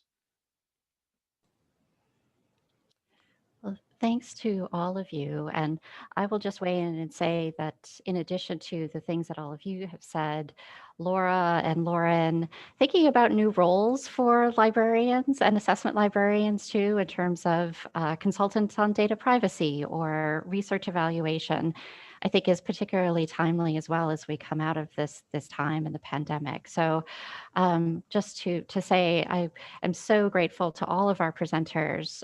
These were such amazing papers, and I just feel grateful to have been able to hear all of you.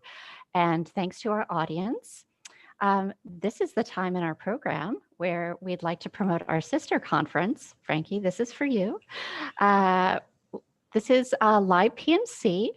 And this conference will be held virtually November 2nd through the 4th in 2021.